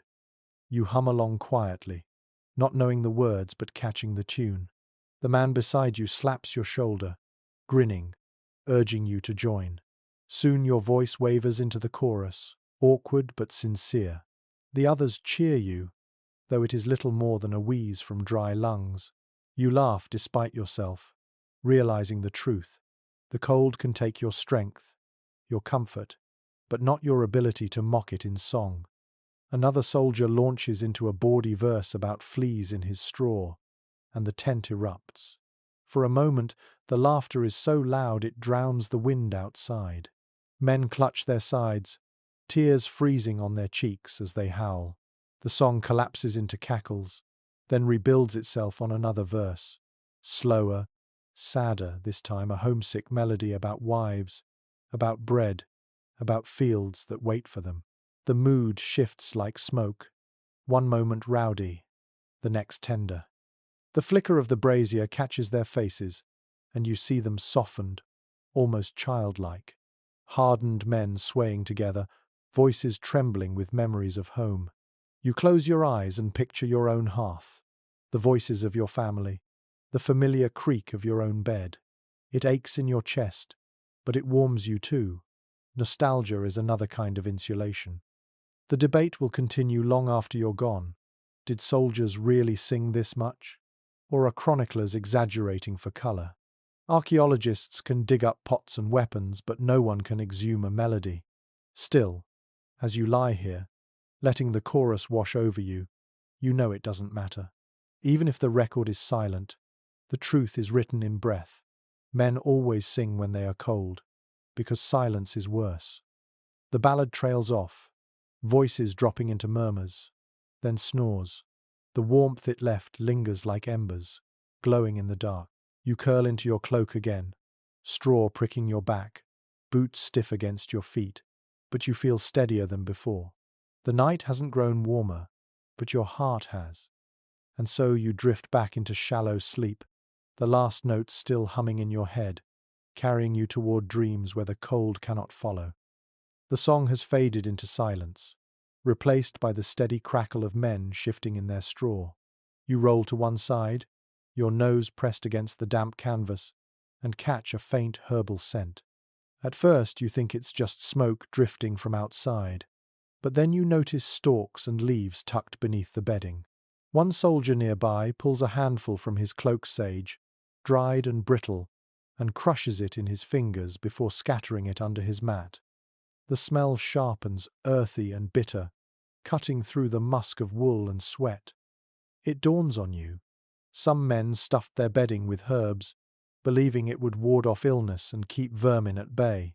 Chroniclers occasionally mention sage, juniper, or even garlic being scattered beneath straw.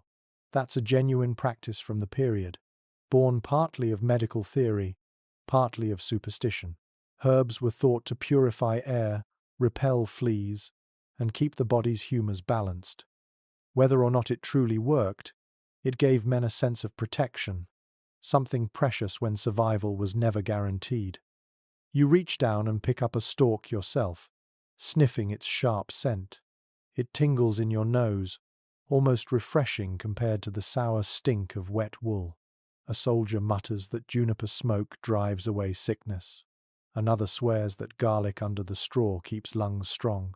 You can't help but smile at the mixture of conviction and desperation. And here's one of those curious practices that borders on the absurd.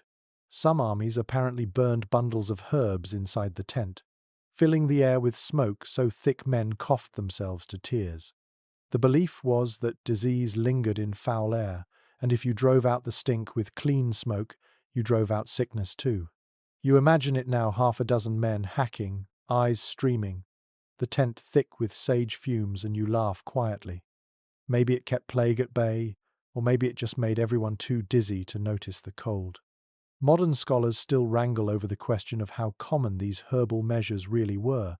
Some suggest they were widespread, drawing on local village remedies adapted to camp life.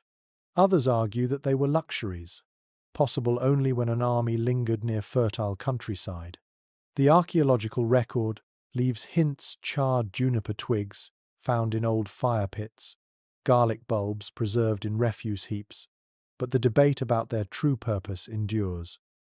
Were they medicine or simply flavor for rations? The tent fills gradually with the mixed scents: sage sharp and bitter, garlic pungent and heavy, straw sweet but decaying. It is a strange perfume, but it masks the stench of damp boots and unwashed bodies. You find yourself oddly comforted, as though the herbs really are pushing the cold back a little. Your chest feels lighter, your breath steadier. Perhaps the mind needs ritual more than the body needs proof. A soldier across from you begins telling a story of a camp in Germany where men stuffed lavender into their bedding, claiming it soothed dreams and kept lice away. Another scoffs, saying lavender is for ladies' chambers, not soldiers' tents. The argument sparks laughter, and soon half the tent is debating which herb is strongest against the cold. It is not a scholarly debate. It is a chorus of tired men clinging to any hope, but it feels just as important. You run your fingers through the straw beneath you, feeling the brittle stalks and the unexpected crunch of garlic skins mixed in. It is odd, almost comic, but also strangely reassuring. Even here, in the mud of war, men reach for plants, for the familiar wisdom of fields and kitchens. The same herbs their mothers tucked into cupboards now lie beneath their heads, fighting frost and fear. The smells grow stronger as the night wears on. The herbs mingle with smoke from a brazier, creating a haze that blurs your senses. You feel drowsy, lulled not just by exhaustion but by the faint suggestion that you are protected. Whether or not the herbs truly heal, they soothe the mind, and sometimes that is enough to keep the body alive. You close your eyes, inhaling the earthy tang. The cold still claws at your feet, your cloak still itches, but your mind drifts easier. Perhaps you will wake with lice crawling, or perhaps the garlic will chase them off. Perhaps the sage smoke will ease your lungs, or perhaps it will only make you cough. You do not know, and you do not care. All that matters is that you feel a little safer, a little warmer, a little less alone. The herbal scent lingers faintly, but it does little to distract you from another reality of life in the tent. You scratch your arm, then your thigh, and realize the itching has returned with a vengeance. It is not the straw, it is not the wool, it is the living, crawling company that thrives where warmth and bodies press together. Lice, fleas, vermin, that love soldiers as much as frost hates them. It is a plain truth of medieval life. Vermin were constant companions in military camps. Chronicles describe men scratching themselves raw, garments crawling with lice, and straw bedding alive with fleas. No one escaped it. Nobles and peasants alike carried the same biting burden, though some disguised it better with perfumes or frequent changes of linen. You feel it now, the endless tickle across your scalp, the phantom crawling down your back. No amount of cloaks or furs can keep them away. A soldier beside you mutters curses, tugging at his tunic and shaking it violently. Another digs at his beard until flakes of skin scatter onto the straw. A third smacks his thigh, triumphant at crushing some invisible parasite. The tent becomes a hive of scratching and swearing, each man waging his private war against an enemy too small to see. And here's a strange, darkly comic note from the records. Some soldiers swore that vermin kept them warm. The idea was that lice and fleas fed on blood, but in return their constant movement created a kind of heat. One chronicler mocked the claim, saying it was fire that burns only in torment, but you can imagine desperate men convincing themselves of anything. The notion is grotesque, yet you almost laugh. It is the ultimate irony that suffering might be reframed as insulation. Scholars disagree on whether vermin outbreaks worsened in winter or summer. Some argue the layers of cloaks, furs, and unwashed bedding in cold months created the perfect breeding ground. Others point out that heat and filth in summer camps were just as bad, perhaps worse. The debate has no firm answer, since lice leave little archaeological trace beyond anecdote. Still, the arguments rage in journals and books, while here in the tent the proof scratches at your skin relentlessly. The smell of the tent seems heavier now, tinged with the musky odor of sweat-soaked wool that never dries, the sour tang of damp straw, and the faint metallic whiff of blood scratched raw from skin. You wrinkle your nose, but know there's no escaping it. Cleanliness is a luxury of bathhouses and monasteries, not siege lines and muddy fields. Someone mutters a story about a captain in Flanders who shaved his entire body to rid himself of lice. His men laughed until they saw him sleeping more peacefully than anyone else. Another claims boiling clothes in vinegar drove the pests away, though where vinegar would be found in such quantities remains a mystery.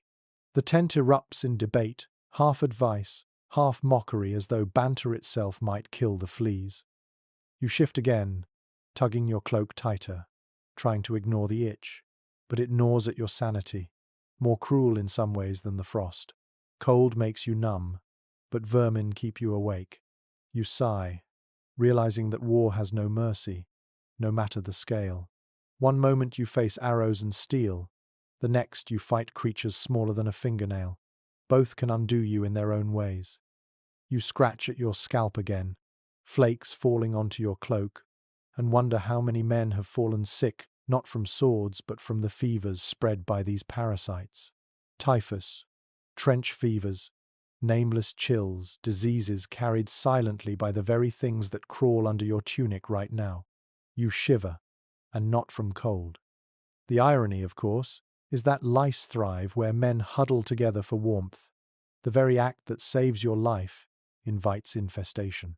It is a cruel exchange. You live another night, but you live itchy, sore, and restless. Survival is rarely clean, rarely noble. You close your eyes, scratching less, resigning yourself to their presence. Perhaps the soldier was right in some twisted way. The vermin are another kind of company, proof you are alive enough to feed them. You let the thought settle, bitter as it is, and drift towards sleep with the scratching still in your ears. The scratching never really stops. It fades when exhaustion overtakes you, only to flare again when you roll over. Yet by now you've grown almost numb to it, the way a soldier grows numb to the weight of his sword. You shift in the straw, trying to ignore the itch, and your eye catches a flicker at the far end of the tent. A soldier has spread something bright across his bedding. You blink in disbelief. It is silk. That's one of those realities that never fails to sting. Armies looted not only food and straw, but also fine cloth. Tapestries stripped from manor walls, embroidered hangings from churches, bolts of velvet stolen from merchants, all found new life as insulation in tents. What once displayed wealth or holiness now sagged under mud and frost, pressed into service by men desperate for warmth. Chroniclers frequently noted such thefts, half with disgust, half with awe at the ingenuity. You crawl closer and run your fingers over the edge of the fabric. Even in the dim light you can tell it was once magnificent, dyed deep crimson, threads glimmering faintly. Now it is smeared with dirt, its edges frayed. The man lying on it grins at your envy. Keeps the frost off better than straw, he boasts. You want to argue, but your hand lingers on the cloth. It is smoother than anything in your own tent, a taste of luxury amid misery. And here's a curious twist. There are tales of soldiers wrapping themselves in stolen altar cloths, the very fabric that once draped over sacred chalices. Imagine sleeping under the embroidered figure of a saint, not out of reverence, but because the gold thread holds heat. One chronicler even scolded troops for wiping their boots on silk banners stolen from a cathedral. You can almost hear the scandalized gasp of monks, But for soldiers, warmth outweighed sacrilege. Modern researchers disagree on just how widespread this practice was.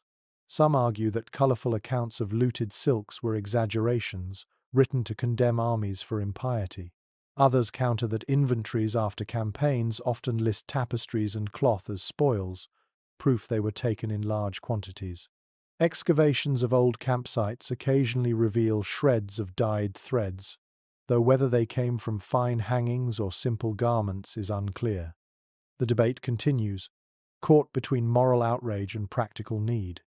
The tent fills with murmurs as men boast about what they've stolen. One says he sleeps on a tapestry that once showed angels, now half burned by sparks from a brazier. Another claims his cloak lining was cut from a noblewoman's gown, though no one believes him. The air hums with jealousy and laughter. You can almost forget the cold as men argue over whose stolen prize is warmest. The smell in the tent grows heavier with each breath. Smoke lingers from the brazier, mingling with wool, sweat, and now the faint mustiness of old cloth dragged from damp houses. There's even a whiff of beeswax, perhaps clinging to a church banner that once hung beside candles. It is a strange perfume, half sacred, half profane, reminding you that war has no respect for boundaries. You roll back to your place on the straw and close your eyes, picturing the tapestry as it once was, hanging in a hall, gleaming in torchlight, admired by noble eyes. Now it is crushed under the weight of soldiers, smothered in mud and breath. The transformation is jarring, but perhaps this is the true fate of all finery in war, to be repurposed, stripped of beauty, reduced to survival. One soldier nearby mutters that the saints will curse you for stealing their cloth. Another scoffs, saying warmth is blessing enough. The tent erupts into another debate, half theological, half practical. You smile faintly, realizing that even amid frost, men still find energy to argue about heaven and hell. Maybe that too is a kind of warmth. The silk gleams faintly as the brazier's glow catches it, like a dying ember refusing to go dark. You curl tighter into your cloak, straw scratching your back, and wonder what it would feel like to lie on such softness. Then you sigh, reminding yourself that silk cannot keep a man alive by itself. It is still just cloth, still vulnerable to damp and frost. In the end, all that matters is waking when dawn comes. And so you turn away from the gleam, muttering a prayer that your coarse wool will be enough. Luxury may soften the night, but endurance is what carries you to morning. The gleam of stolen silk fades as you turn back into your own cocoon of damp wool. For a moment, you close your eyes and try to surrender to sleep again. But a murmur of voices breaks the stillness. Not the rowdy chorus of song, nor the low cadence of prayer. This is softer, gentler, almost intimate. You realize the voices belong not just to soldiers. There are women here too, moving between tents, whispering, tending, and keeping a different kind of warmth alive.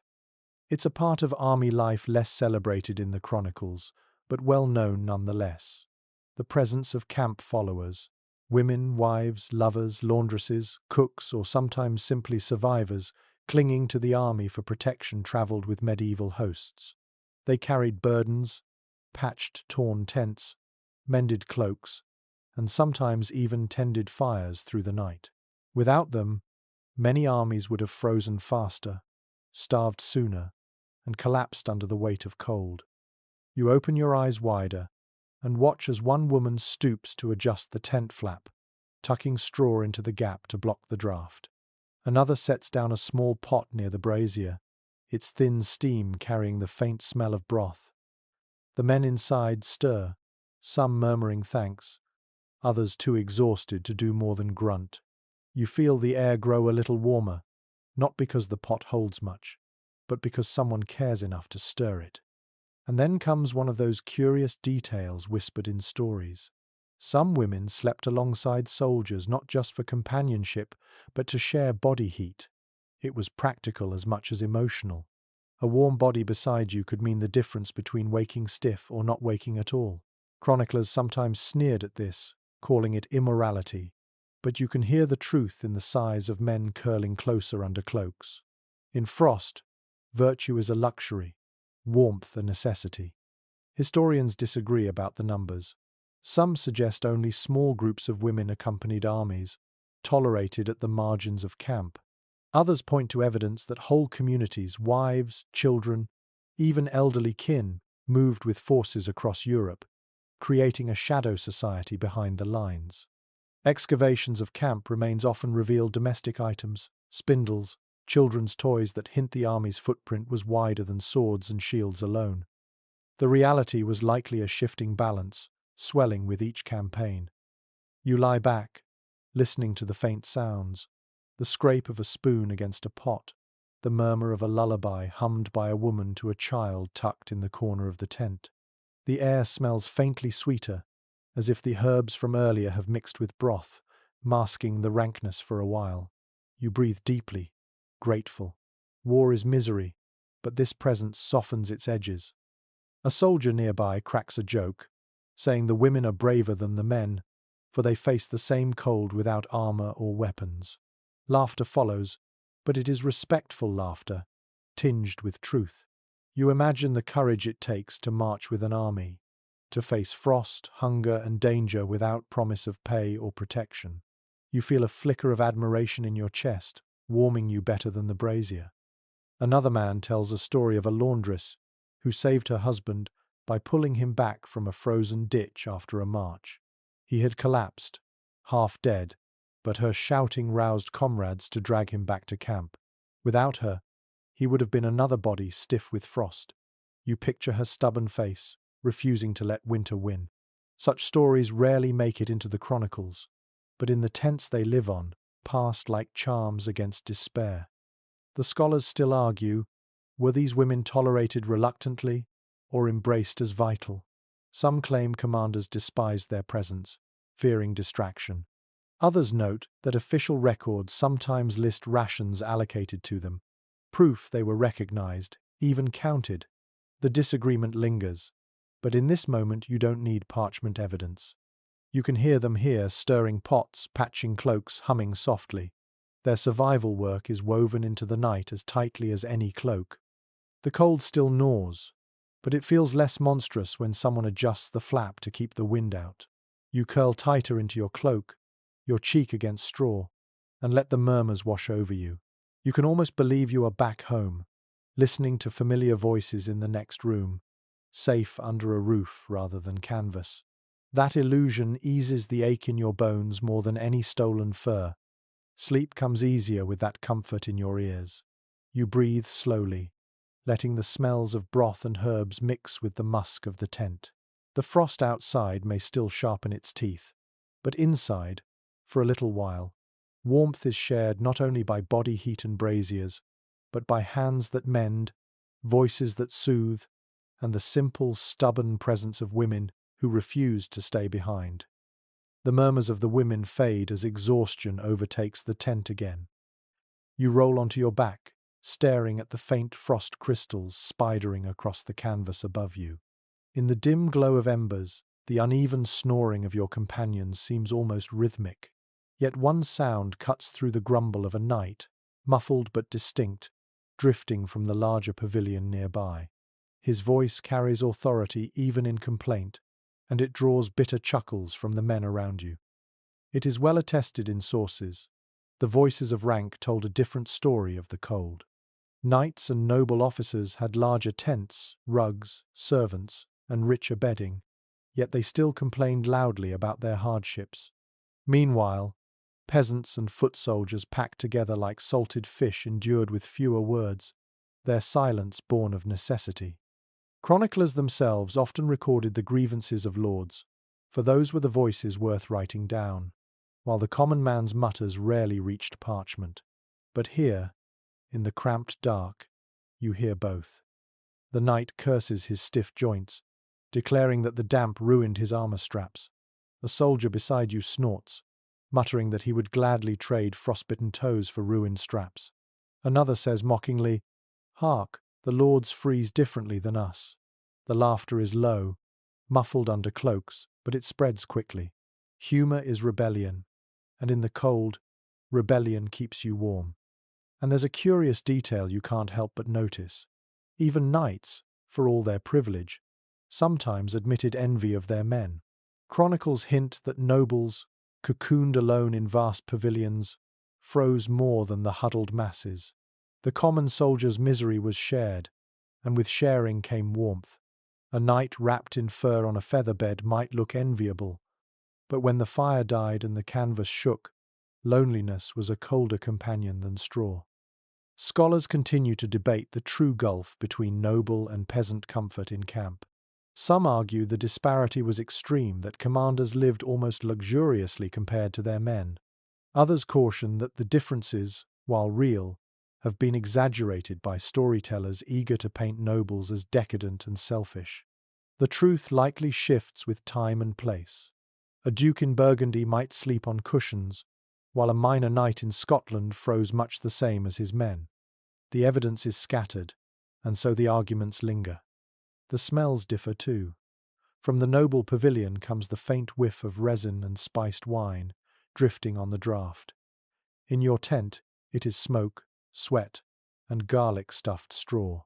You wrinkle your nose, but smile faintly. Scents tell the story of class as much as banners or coats of arms.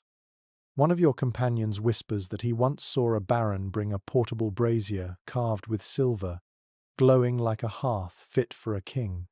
Another replies with a tale of a knight who demanded heated stones wrapped in velvet, only for them to burn holes in the cloth. The laughter that follows is sharp and satisfied. The more ridiculous the noble complaints, the more warmth the common men seem to find in mocking them. You shift under your cloak, pressing closer to the soldier at your side, and wonder how much truth lies in these stories. Perhaps exaggeration fuels resentment. Perhaps the truth is simpler, that every man, noble or peasant, groans under the frost in his own way. Still, the complaints of knights sting more because they are heard more.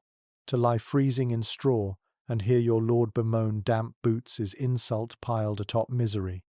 The tent grows quiet again, though now and then a muttered joke flares up, like sparks from a dying fire. You close your eyes, still tasting the bitterness of class in the air. Survival may bind all soldiers together, but comfort divides them, and envy sharpens even as frost numbs. And yet, there is a strange, humbling truth you cannot ignore. When dawn comes, knight and peasant alike will rise stiff, scrape ice from their cloaks, and march side by side.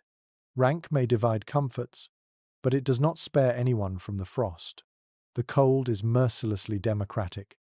With that thought, you tug your cloak tighter and let sleep claim you again. Your last awareness, the contrast between muffled, noble complaints and the rough silence of men who simply endure. You wake to a strange noise, not coughing, not muttering, not even the wind whining through the seams of canvas. It's chewing, soft, steady, almost desperate. You turn your head and catch the shape of a soldier crouched low, gnawing on something by the dim glow of embers. At first you think it's bread, but then you see the glint of metal. He's scraping a bit of dried meat from his dagger blade. The smell of grease drifts faintly across the straw, and your stomach tightens with envy. Food, always food. It is written plainly across every record of winter campaigning. The cold could be endured if bellies were filled, but hunger made frost unbearable. Armies that ran short on rations saw morale collapse, desertion spike, and illness spread faster than any enemy arrow. It was not just fire and furs that kept men alive, but the heat of food in their bellies. You roll onto your side and think of your last meal. Thin gruel, half frozen by the time it reached the bowl. It warmed your throat for a minute before leaving you hungrier than before. The man chewing now has something richer, hard sausage perhaps, or fat rendered into a lump. You can almost taste it. The salt, the faint tang of smoke. And here comes one of those peculiar details passed down in whispers. Soldiers sometimes slipped hot stones into their pots, both to heat the gruel and to stretch it. Stones boiled with scraps of meat would release minerals and make the liquid thicker. Whether it truly nourished them is doubtful, but the illusion of a fuller meal made it easier to close one's eyes against the cold. You smile grimly at the image, Dozens of men hunched over bowls filled half with soup, half with river pebbles. Historians debate how much nutrition soldiers really had during sieges and winter marches.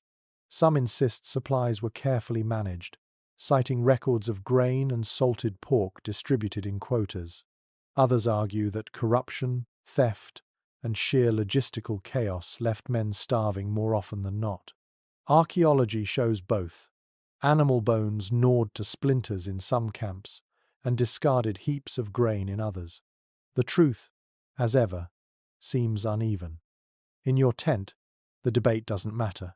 The proof is in your belly, which growls loudly enough to make the men nearby chuckle. One tosses you a crust of bread so hard it could be mistaken for stone. You gnaw at it anyway, grateful for the faint crunch and the salty aftertaste. Hunger makes even misery taste good. The smells of the tent shift as more men pull out scraps, dried peas, strips of pork fat, chunks of onions smuggled from a village. The mingled scents fill the air, sour but comforting, masking the stink of wool and damp. For a moment, the tent feels less like a tomb and more like a kitchen. One soldier mutters a story about a campaign in the Baltic where men roasted rats over a brazier, insisting the meat kept them warmer than any cloak. Another claims he once ate boiled horsehide softened until it resembled leather soup. The tent erupts in groans and laughter, yet beneath the jokes lies truth. Hunger drove men to anything. You lick crumbs from your fingers and realize how deeply food shapes survival. A full belly means better sleep, even on damp straw. Hunger gnaws worse than frost, rattling you awake in endless shivers. A soldier who eats, however poorly, has a chance at dreams. A starving one stares at the canvas ceiling all night, listening to his bones creak. The debate among scholars echoes faintly in your thoughts. Was food truly enough to fight the cold, or was it only a short reprieve? Some point to the high-calorie needs of marching in winter, claiming rations could never keep up. Others argue that preserved meat, cheese, and grain when supplies held gave armies surprising resilience. No single conclusion satisfies, but as you scrape the last crumb from your cloak, you know one thing for certain. Tonight, your body is grateful for even this hard crust. The tent falls quieter as men finish chewing, bellies filled, even barely. Sighs replace groans. You close your eyes, feeling the faint warmth spread from stomach to limbs. It is not much, but it is enough to coax drowsiness. You think of home, of stews bubbling over hearths, of bread fresh from the oven, of meat cooked until juices ran. Then you open your eyes to the dim, smoky air of the tent and remind yourself, war offers no feast, only survival. You curl into your cloak, straw rustling, boots stiff against your shins, and let the comfort of food, meagre though it is, carry you toward uneasy sleep. Your belly holds just enough food to take the edge off, but sleep still won't come easy. The tent feels damp, the air heavy with moisture, and every draught cuts sharper than the last. You curl tighter, trying to tuck your knees under your chin, but it is never enough. The body is stubborn when warmth fades. No position feels right. You shift onto your side, then your back, then your stomach, only to find each angle worse than the last. It's one of those things rarely glorified in chronicles but admitted between the lines. Soldiers spent much of the night simply tossing, adjusting, never quite finding rest. The cold made the body its own enemy. Muscles cramped, joints stiffened, and sleep arrived in broken fragments rather than long stretches. Some letters from the period even note that exhaustion on the battlefield was as much from poor nights as from marching by day. You glance around the tent and see others faring no better. One man snores fitfully, jerking awake as though startled. Another sits upright, cloak wrapped tightly, muttering that lying down makes him colder. A third has pressed himself against the tent wall, his breath freezing the canvas in tiny patterns of ice. Each man fights his own losing battle against discomfort. And then you remember one of those odd habits soldiers sometimes resorted to, sleeping in strange, curled positions copied from animals. Some huddled like dogs, knees drawn under chest, arms wrapped tight.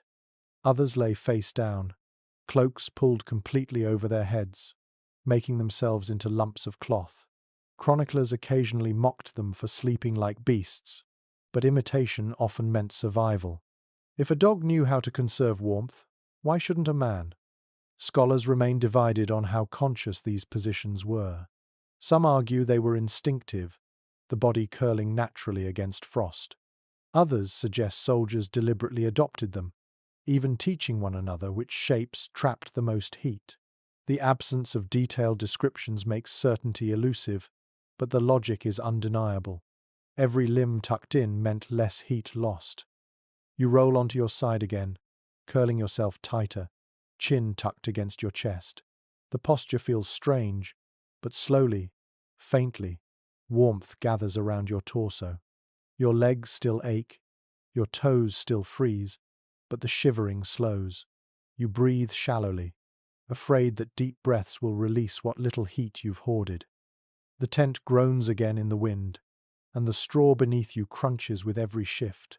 The smell of damp earth seeps up through it, mingling with wool and smoke.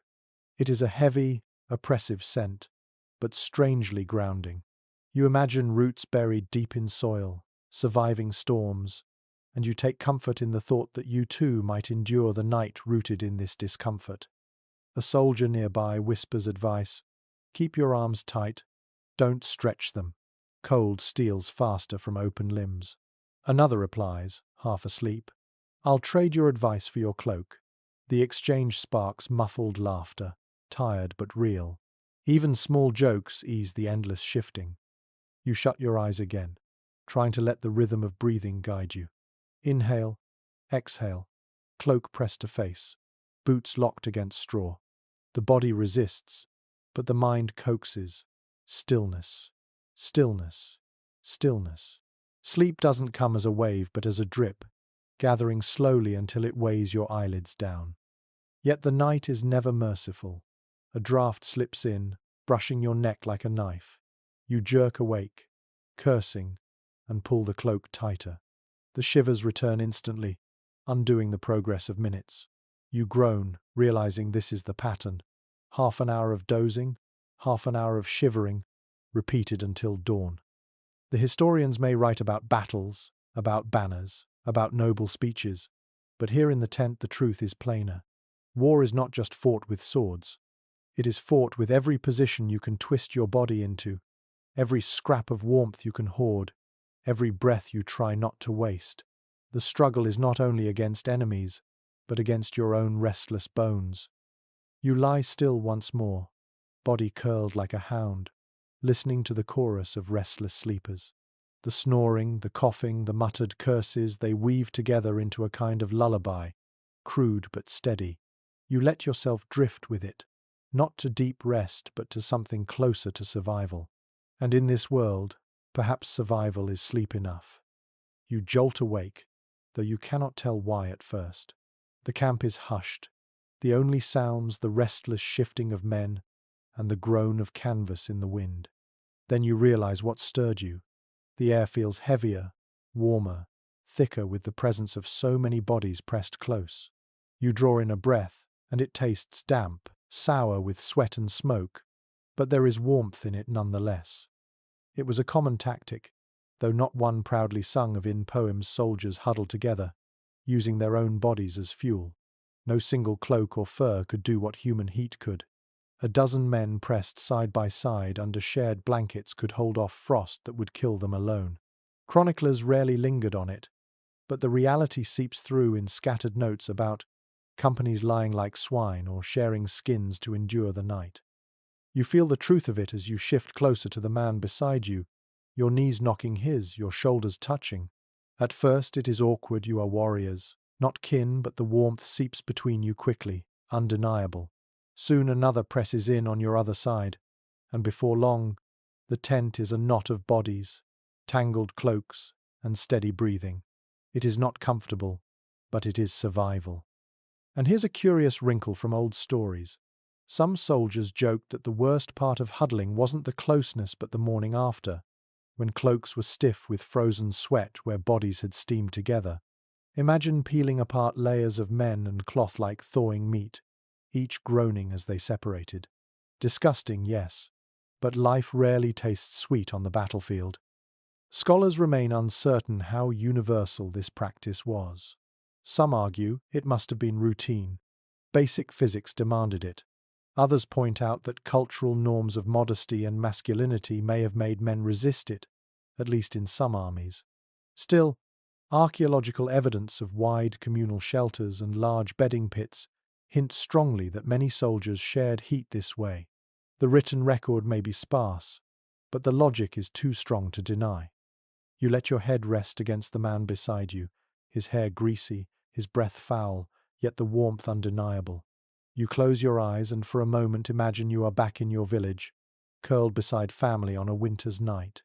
The illusion is fragile, but it soothes you.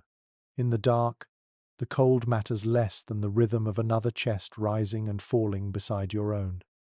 The smell of so many bodies packed together is overwhelming. Wool damp with sweat, leather stiff with grease, smoke clinging to every fold. It is pungent, sour, almost unbearable. Yet you realize that in its own way, it is the smell of life.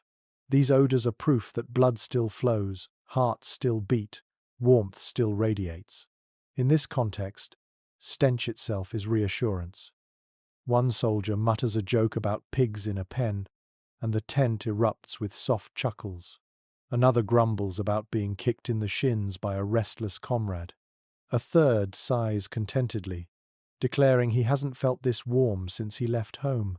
Humour, complaint, and relief mingle together, weaving camaraderie into the night. You listen to the laughter fade, then to the slow chorus of snores. The warmth grows almost stifling, and you loosen your cloak slightly, a luxury unthinkable earlier. You marvel at the strange paradox. The very closeness that makes you itch, gag, and fume is the thing keeping you alive. The scholarly debate lingers faintly in your thoughts. Was this huddling purely pragmatic, or did it deepen bonds among soldiers? Some historians argue that shared hardship forged comradeship stronger than oaths. Others warn against romanticizing, reminding that resentment, theft, and violence often thrived in such close quarters. The truth likely contains both. You feel the press of elbows and knees, the grumble of a man's breath against your neck, and you know it is both comfort and annoyance at once. You shift again, feeling the straw crunch beneath your weight, and realize the warmth is steady now, less fragile than before. The cold still nips at your nose and toes, but the core of your body is wrapped in shared heat. For the first time in nights, you do not shiver uncontrollably. You sigh, sinking deeper into this crude embrace of survival. And as you drift, you cannot help but reflect. Armies may march under banners, fight for kings, pray to saints, but in the end, survival is simpler than all of that. It is bodies pressed together in the dark, hearts beating stubbornly against the frost, men becoming blankets for one another. It is not glorious, not noble, not clean, but it works. And in this world, that is all that matters. You stir again, though this time not from cold or itching or hunger, but from a sound that makes your whole body tense, the sudden blast of a horn outside. It is not the morning call. The sky is still dark, the tent still frozen with night. Men around you jolt upright, fumbling for cloaks and blades. For one terrifying moment, you imagine raiders, enemy scouts slipping into camp. Then, after a pause, you hear the familiar bark of an officer's voice. Not alarm, but routine. A night watch calling the change of guard. It reminds you of another truth of these camps. Men did not always sleep through the night. Guard rotations meant some had to stay awake, pacing the perimeter, stamping their feet to keep blood flowing, keeping eyes sharp for ambush. Inside the tents, men half slept, always alert for horns or shouts, knowing the night was never wholly safe. Cold was enemy enough, but fear of surprise attack meant rest was fragile at best. You slump back into your straw, heart still hammering. Around you, others grumble, cursing the officer for bellowing so loudly. But one man shrugs and mutters, "Better noise than knives at our throats." He is right. You sigh, trying to settle again, though sleep now feels far away. And here's one of those odd, almost comical practices. Some soldiers took turns lying awake inside the tent, keeping the brazier alive or nudging others when they stopped breathing evenly. A crude kind of night watch within the shelter itself. Imagine trying to sleep while your comrade stares at you in the dark, waiting to prod you back to life if you stopped snoring. Unsettling, yes, but effective when frost killed silently. Scholars still disagree over how much sleep soldiers truly got. Some argue men collapsed into near comas from sheer exhaustion, sleeping through anything. Others insist accounts of vigilance, of men waking often to stoke fires or adjust cloaks, are closer to truth. Archaeology can't resolve it. Sleep leaves no bones, no artifacts. Only scraps of writing remain, and they rarely dwell on snoring. Yet lying here, startled awake by horns, you know rest was rarely whole. The smell of smoke drifts into the tent again, harsher now as guards outside stoke their fires against the dark. It mixes with the musk of wool and sweat until your throat stings. You cough, earning curses from the men beside you. Sleep broken by noise, discomfort, and irritation. This is the true rhythm of camp nights.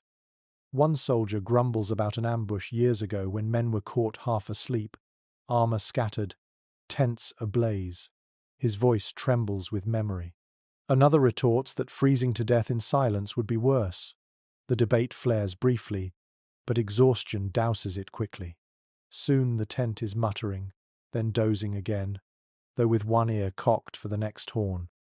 You pull your cloak tighter, dagger still at your side, and realize how much fear shapes the night. The frost claws at your skin, but it is the thought of sudden attack that keeps your mind restless. Even warmth cannot fully shield you when survival depends on vigilance. The historians who debate logistics, rations, or tents often overlook this. The mental war fought in the dark. Men slept, yes, but always with the weight of watchfulness pressing down. No rest was unbroken, no dream undisturbed. Even in exhaustion, you half expect to rise at any shout, ready to grab a weapon before you've shaken the sleep from your eyes. You roll onto your side again, boots pressing into straw, listening as the horn sounds once more in the distance. A guard shift, nothing more. The camp breathes unevenly, 1,000 men snoring, coughing, muttering in fractured unison. You close your eyes, forcing calm, telling yourself the night will pass without blades. And so you surrender again to that half-sleep unique to soldiers. Shallow, fractured, but enough. Enough to survive, if not to dream. Enough to endure until the pale line of dawn slices across the horizon. The horn call fades into memory, and for a while you lose yourself again in the shallow, fractured rhythm of soldiers' sleep. But when you next stir, it isn't the sound of guards or the bite of a draft that wakes you. It's a glow. Not fire, not brazier, but the faintest grey shimmer pressing against the canvas walls. Dawn. You sit up slowly, joints stiff, straw clinging to your cloak. Around you, men groan awake one by one. Some rub frost from their beards.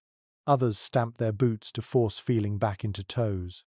The air inside the tent is sharp, heavy with smoke and sour breath, but outside it is sharper still. You push the flap aside, and the world greets you with steel. The field is coated in white. Tents sag under frost, ropes stiff as rods, horses steaming faintly in the pale light. And here lies the blunt truth. Surviving the night is only half the battle. The morning after is its own ordeal. Men rose groggy, half-frozen, aching, and were expected to march, fight, or dig trenches, as if the night had not gnawed their strength away. Chroniclers often note dawn scenes like this, armies staggering into formation with eyes still rimed in frost. You feel it in your bones now. How victory begins, not with courage, but with the stubborn act of standing up. You stamp your boots hard into the crust of snow. The shock jolts through your legs, painful but necessary. Around you the ritual repeats, cursing, stamping, shaking out cloaks, brushing frost from canvas. These are the morning hymns of a winter camp, sung not with melody but with groans. And here's one of those peculiar details passed along in half-forgotten letters.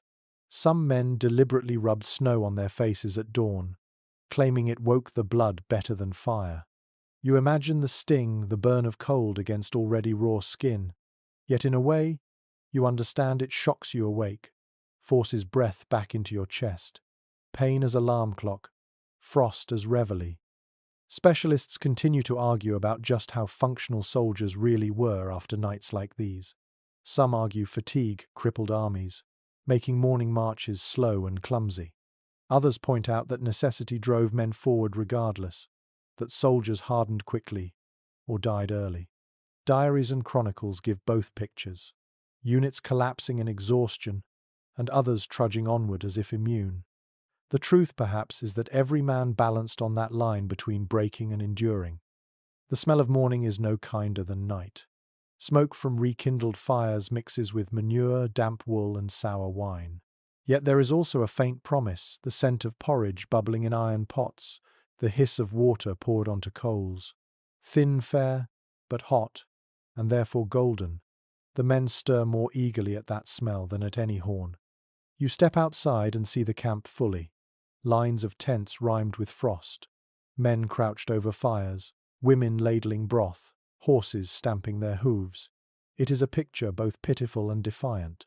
Against the vast winter sky, every figure seems small, fragile, absurd, and yet every figure still breathes, still moves, still refuses to fall. That is the true victory, you think. Not banners or speeches, but this stubborn refusal to die in the night. A comrade claps you on the shoulder, his hand rough, his smile weary but real. "Another night done," he says simply. The words carry more weight than a sermon. Another night done. Another night survived. You look back at your tent, sagging, stinking, scratched with frost. You remember the hours inside, straw itching, boots bruising, cloaks scratching, vermin biting, breath freezing. You remember braziers glowing, stones cooling, songs rising, prayers muttered, laughter shared, envy simmering, warmth borrowed from beasts and bodies alike. You remember how many times you thought you could not last until dawn, and yet you did. This, you realize, was the essence of medieval war, as much as swords and sieges, a long, grinding battle against the night. Chroniclers may have written of valor on the field, but the truest test of endurance was here, in the dark, in the cold, with nothing but canvas, straw, and stubborn will. And as the pale sun climbs, its weak light washing the frost in silver, you let yourself breathe easier. Not because the day will be kind, it won't, but because you outlasted the night. Now, as the story settles, you can let the noise of the camp drift into the background. Picture the frost-rimmed canvas fading away, the groans of waking soldiers softening until they are little more than whispers carried on the wind.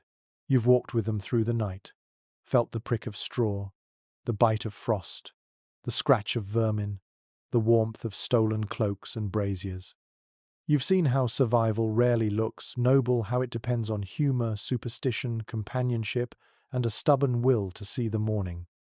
Let that imagery blur now, slow and gentle, like smoke rising from a fire until it disappears into the grey sky. Imagine the soldiers settling into a march, their shapes fading into distance, while the tent behind you collapses into silence. The night you endured with them becomes a memory, distant and harmless. Breathe slowly, deeply, and picture your own space now quieter, safer, warmer than any medieval camp.